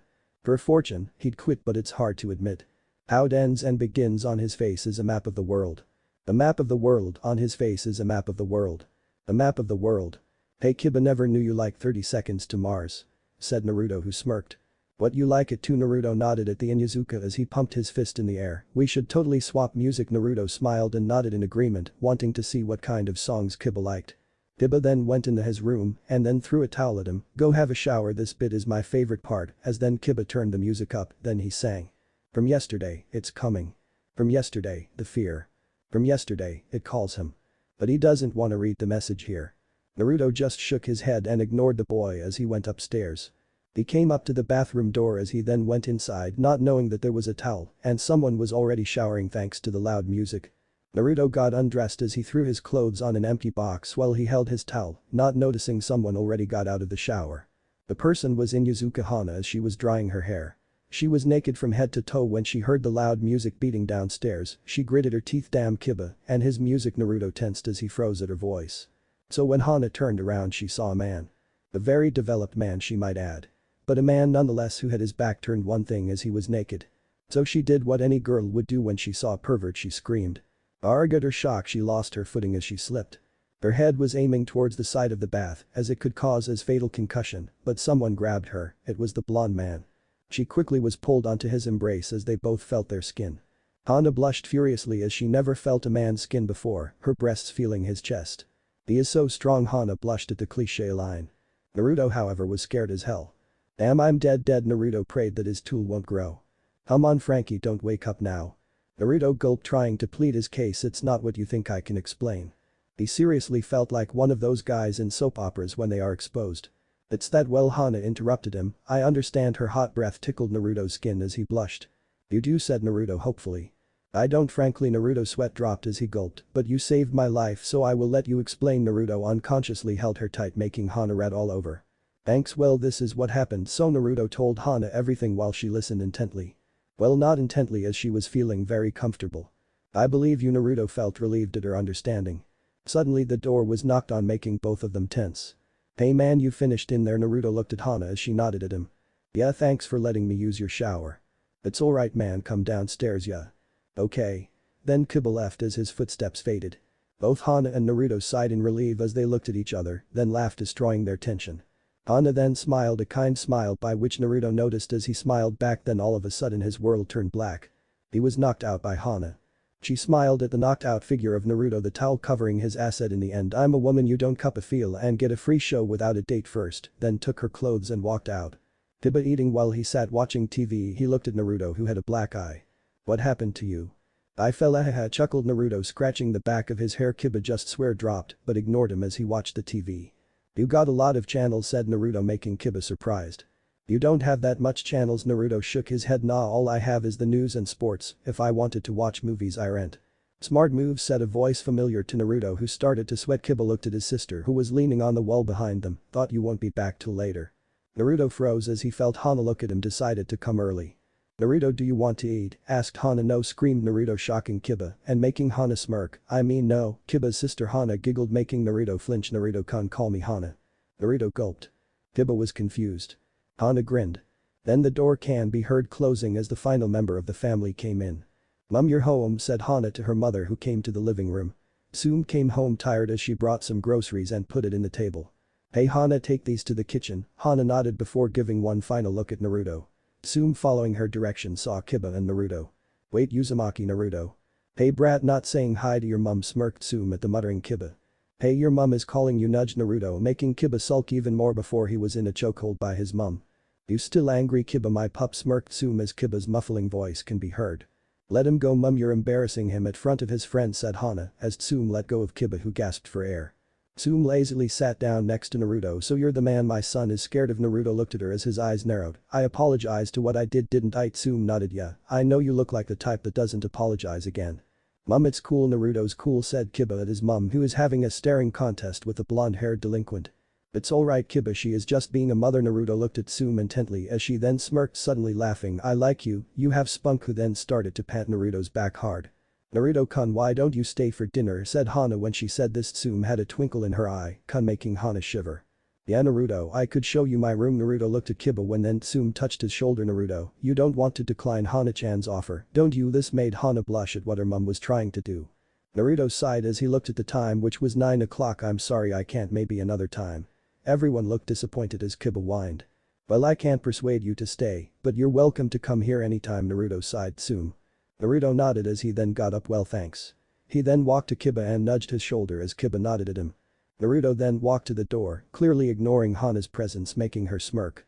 When he got to the door he put on his shoes when heard Tsume. Naruto, you want someone to come with you? Naruto looked up at her as he finished putting on his sandals. It's alright, but thanks for the offer. He then said his goodbyes to the family that was gathered in the hallway then left. Leaving the family alone, Kiba suddenly yawned. Going to bed, got training tomorrow. Good night mum. Hana, leaving the two females alone as he went upstairs. Hana looked at where Naruto was a second ago, lost in space. Tsume put her hand on her daughter's shoulder, making her flinch. Tsume put her face close to her daughter's ear. Naruto-kun, huh?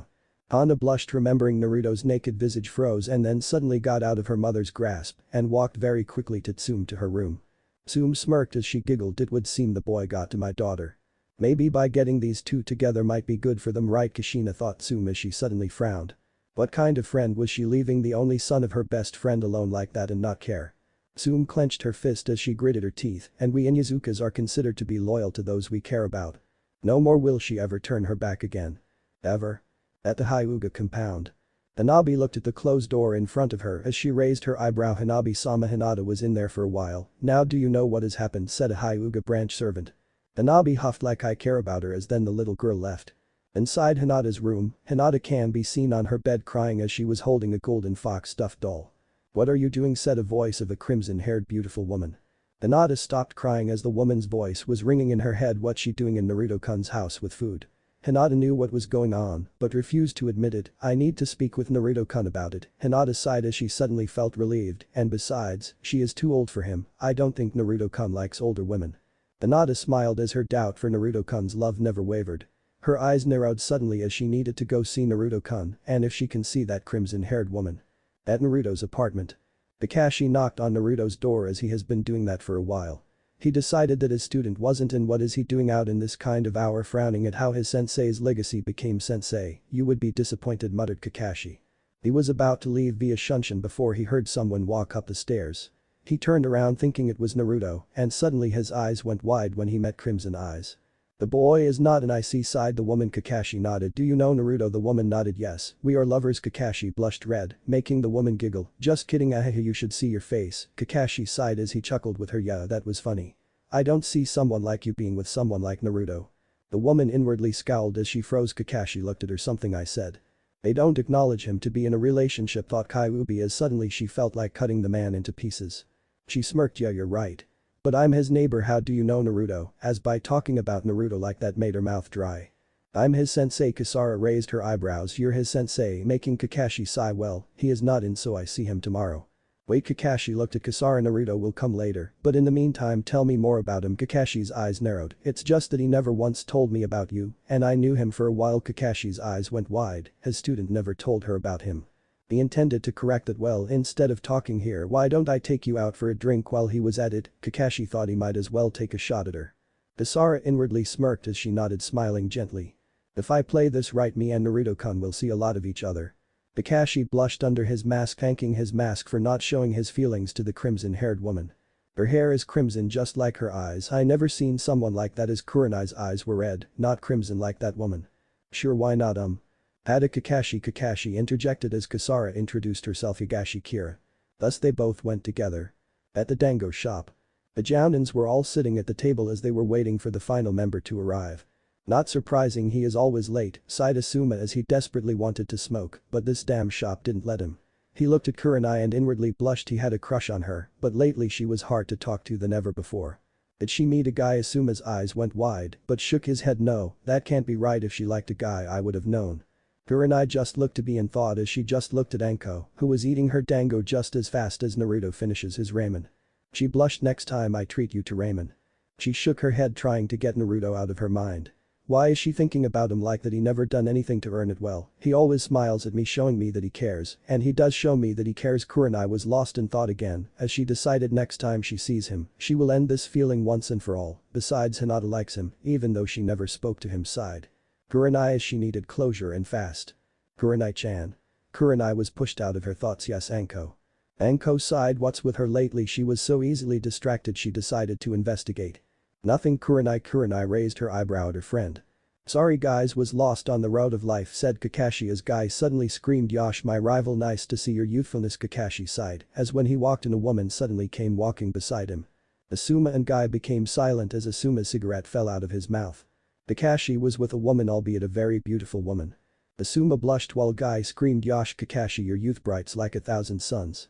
Who is he, said Kasara to Kakashi, who sighed. A friend, a weird friend. Kasara nodded as she wanted to shut this monkey up. Kurenai and Anko looked to see what's up as they too suddenly was in shock. Kakashi was with a woman. She is beautiful, thought Kurenai as she and Anko went to the male's table. Kasara looked at the two women as her eyes narrowed at the crimson-eyed woman. Kurenai, thought Kasara bitterly. Ah, Kira-san, you know the guys, these are Yuhi Kurenai and Midarashi Anko, said Kakashi, who then started introducing Kira. So you're Naruto's neighbor, said Anko. That's right, I'm very well acquainted to him, so I just want to meet you all, it's only right, said Kasara, sultry at the word acquainted. To no one's notice, except Kurenai, who looked on in suspicion while Anko nodded. Now why don't we order first, said Asuma, wanting to order as he gestured for the waiter to come. At Naruto's apartment. Naruto was tired as he was yawning. He desperately wanted to go to sleep today. As he opened his fridge to drink some milk, since Kasara wasn't here, he tried to be vulgar today as he drank from the carton. Ding dong, the doorbell rang. Must be Kasara, muttered Naruto as he yawned again. He went and opened the door as he suddenly smelled his favorite aroma. Ramen. AM-chan. Greeted Naruto to a smiling AM who had ramen with her. Hey Naru-kun, sorry for coming at this hour. Naruto dismissed her nonsense. Besides, you're always welcome, regardless the time, smiled Naruto at AM, who blushed. Naruto was always a gentleman to her. AM took off her shoes as Naruto closed the door behind her. The ramen can be seen on the table as in the living room. Naruto and AM sat closely together as AM shuffled into him, making the boy blush. It's AM-chan, get a grip, Naruto, as since he met Kasara, his luck in women soared through the roof. Both close friends were watching the film Gladiator. In the TV. It was in the Colosseum where the gladiator, the Spaniard, and his fellow gladiators survived another threat, this time in front of the Emperor. The Emperor Commodus wanted to meet the Spaniard as he then went with his guards along with his nephew. The Spaniard looked ready to strike the Emperor as they came face to face.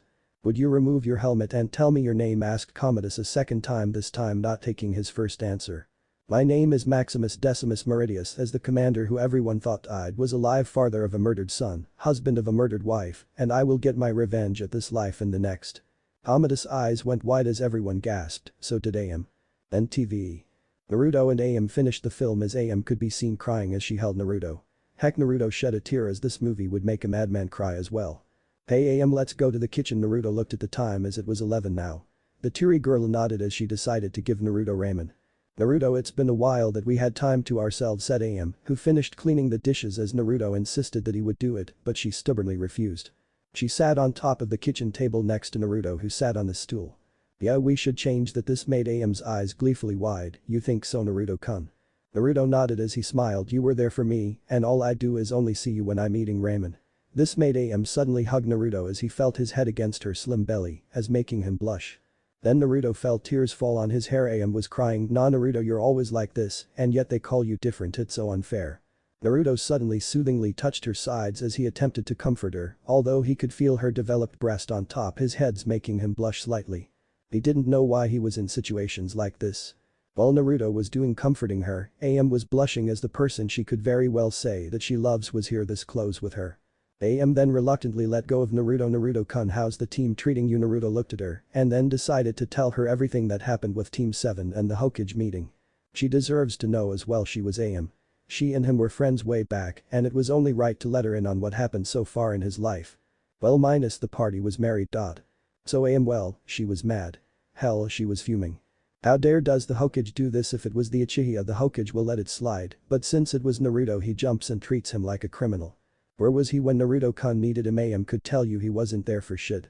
AM suddenly cried again, making Naruto apologize. Don't apologize, Naru-kun, it should be them that should be apologizing. Naruto looked on as he didn't know what to say. What are you going to do, Naruto-kun? What if it happens again? Naruto sighed. I don't know, but I won't be discreet or anything. If people are going to be serious against me, then I won't hold back. AM smiled as she nodded. Naruto. Hun, if you need anything to hesitate to come, okay? Naruto nodded, smiling as it was time for AM to go. She wanted to stay, but her dad needed help to close shop. Naruto-kun, from now on I will be your delivery woman. This made Naruto's eyes wide as he just stood there when the woman hugged him and left. This was a problem as AM was going to see Kasara if she really came to do deliveries. Naruto mentally prayed they would never meet.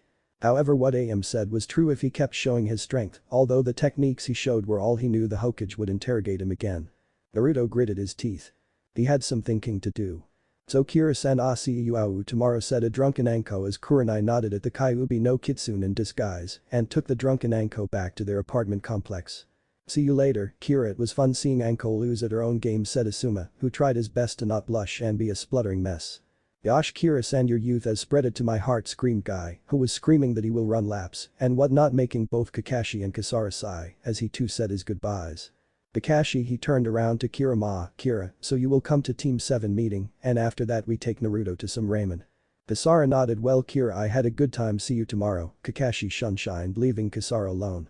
Well, now there is no need for me to be a stay-at-home wife anymore, Naruto-kun, giggled Kasara as at the apartment Naruto shivered in his bed. Kasara came home seeing the lamp dimly on as Naruto looked to be in his bed in deep thought. He had his back turned from her. How was your day, Kasara, said Naruto as Kasara smiled at the familiarity as she was the one who always said that. Oh, it was fun, Naruto-kun, purred Kasara as she got into her nighties and tucked into her and her husband's bed. Kasara, I was thinking. What's with the basement? It's not there anymore. Kasara eyes narrowed at Naruto's back. Don't worry, Naruto. I will take care of it. Naruto, not knowing that Kasara changed the way she spoke his name meant something, said, so what happened to Mizuki? Kasara became silent. Kasara-chan. Naruto turned around when Kasara muttered, you don't trust me? Naruto, not hearing her, asked what she said. Kasara snapped, you don't trust me, you always question me. Aren't I your wife? Should that make you trust me? Naruto eyes went wide as he stood there frozen. Kasara carried on, why Naruto, don't you trust me? Kasara was really hurt at this as suddenly Naruto hugged her, making Kasara move around the hug as she asked Naruto to get off her. Naruto held her tighter. Kissa-chan, said woman's eyes went wide, I'm just worried. It's this village. They always monitor me, so Naruto told her what happened at the Jonin test from the Hokage tower. This shocked Kasara as she knew something bad was going to happen, that's why she used Mizuki as a ploy to save Naruto-kun from trouble. She didn't know he was getting interrogated. She was mortified, thus this made her angry. Kissa-chan, I made a mistake of letting my anger control me, thus led me to this situation. Frankly, the Mizuki incident helped me and all I'm asking is what happened to him. Kasara nodded. All I did was heal him and then he just went to get you. Naruto nodded at her, although he felt that something was missing but didn't question her. I trust you, Kasara, I always did, it's just that I won't be surprised if the council or the Hokage thinks I'm connected to Mizuki. Naruto then went to grab her cheeks, making her blush. You are my wife. All I'm saying is that we have to monitor the movement of our relationship, as who knows what will happen if people find out. Kasara nodded as she saw what Kakashi felt of their relationship. She looked at Naruto's eyes as it glowed brighter in the light.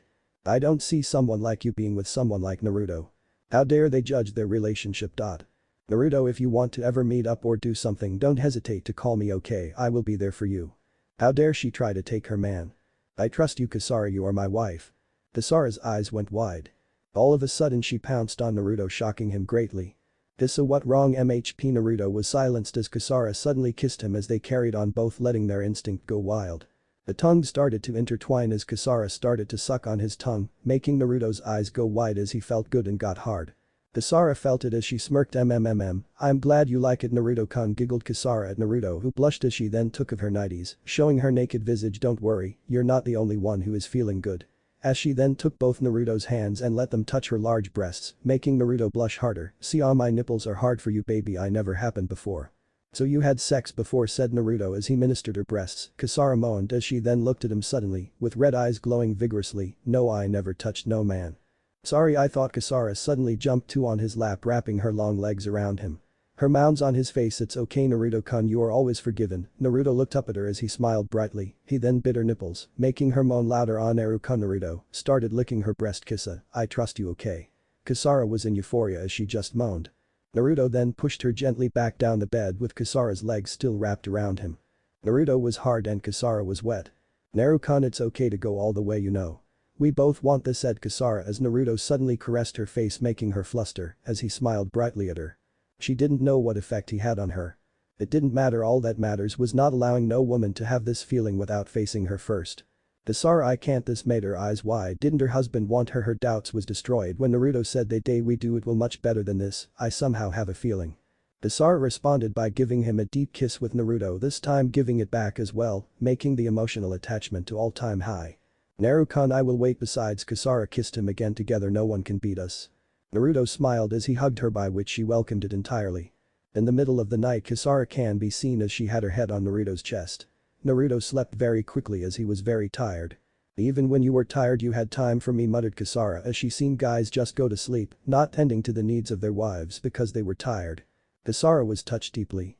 Naruto was different. I promise you Naruto-kun things will change as Kasara thought about the internal war between Naruto and Konoha and she intended for Naruto to win.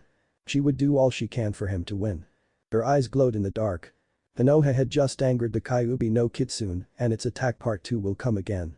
But this time it will be different. Oh it will be different. Kasara's giggles can be heard in the night as Naruto lightly snored. You mess with the slave you hurt the queen. The next chapter will come not for a while because I need to think because it is wave country and I want it to be different. Then will be weekly or daily updates. I plan to change the whole Naruto story as with Naruto married to Kasara changed his life entirely. So my fans review. Again this is an older women fic the women and it will be all the hot ones so guys don't worry. These Ihateheroes.